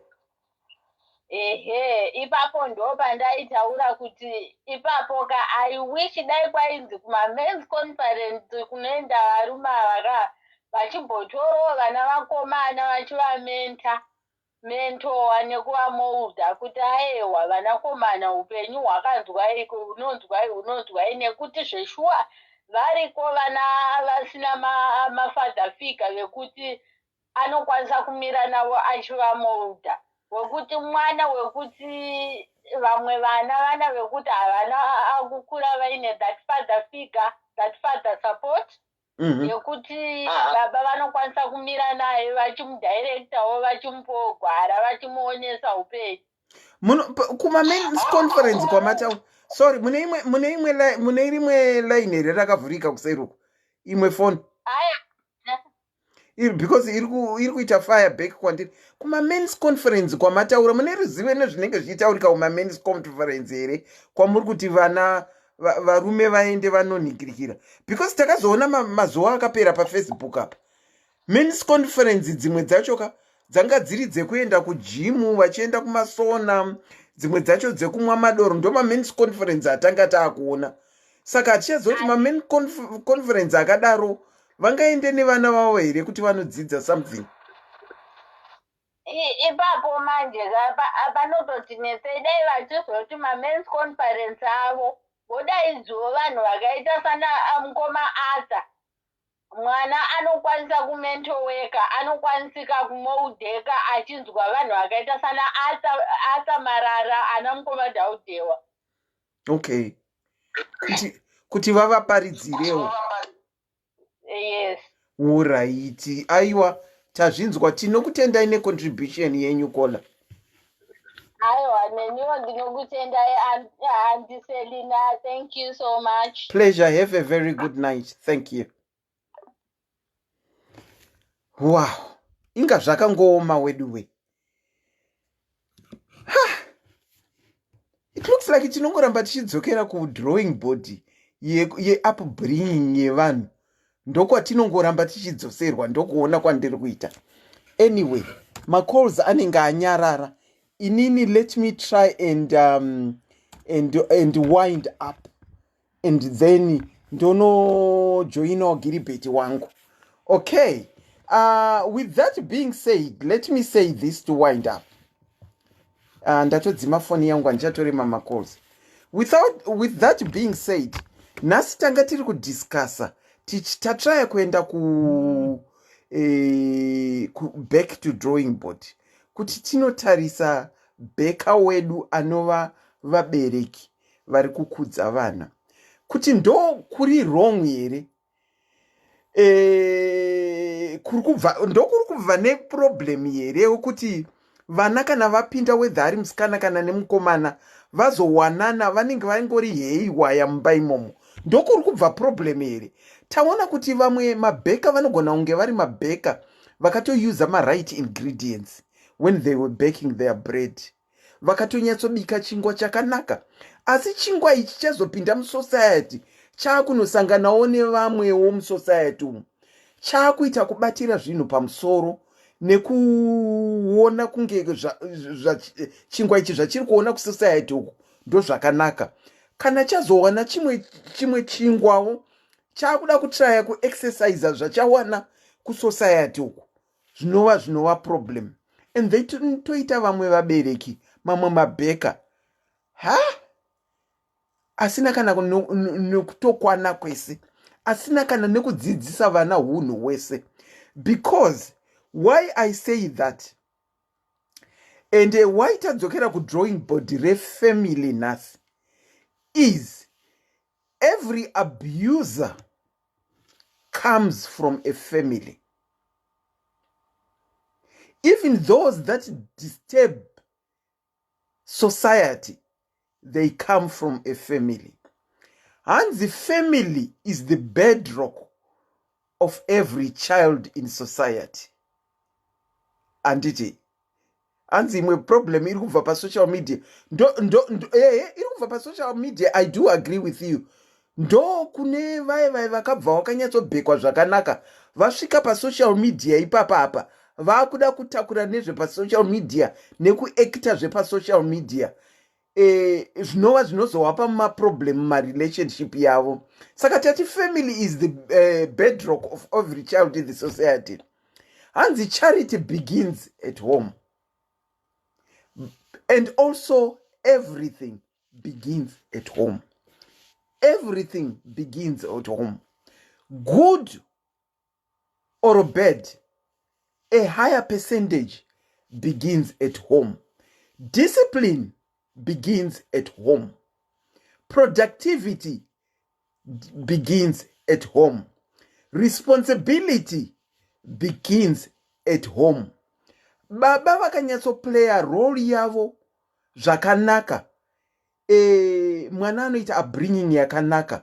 Although akazenga aenda pasocial media nemasociety akuda kunoacta tuzvigangster, vanogona kunikirikira kutsautsira. Mai as well vanogona kuva example yemwana. Inini I always believe, togara chitaura nesister yangu kuti I'm a very good cook. I'm not trying to brag, but I can tell you I'm a very good cook. Inini ndinoda zvemba makatsvinda makachena. Inini I believe I get it from my mom. So does my sister. Saka tiri kuti kuvabereki vamazuva ano pane patakarasika sevabereki kana neni pane pandakatorasikawo semubereki. Even ndichitaura nemi pamberi penyu apa pane pandakatorasikawo semubereki. Asi inini I think ndakakudza newei yandaifunga kuti ndiyo yekukudza nayo. But vana vakura vane pfungwa dzavo to the extent yekuti I can safely say that nditori nemumwe wandakadzinga mumba ndichiti iwo wakuita zvako zvandisina kukudzidzisa. Saka ndinotowanikwawo ndiri pavabereki vari kutoitawo kakuchema nevana vandakafunga kuti ndakabheka very well, but vozodecide kuenda the other way. Remember that children are not good listeners. Vana, they are not good listeners at all. But they are very good imitators. They can imitate zvavari kuona kuvabereki vavo.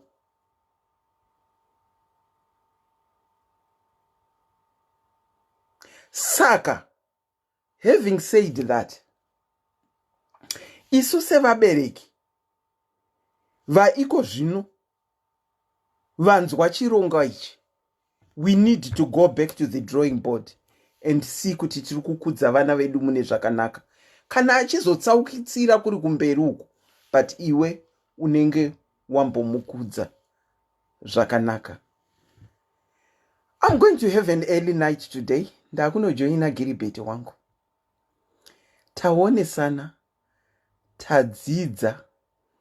I loved the second last brother who came akataura semurume. Ndatoshamisikawo kuti izvi pfungwa dzevarume zvinenge zvirimo, but vane kapride kekusada kutaura. But taona brother ava vanyatsoti enlightena kuti varume tikapa vakadzi respect yavanodeserva vanosubmita vega. Until next time, a very good evening. The name is Auntie Selina. Good night.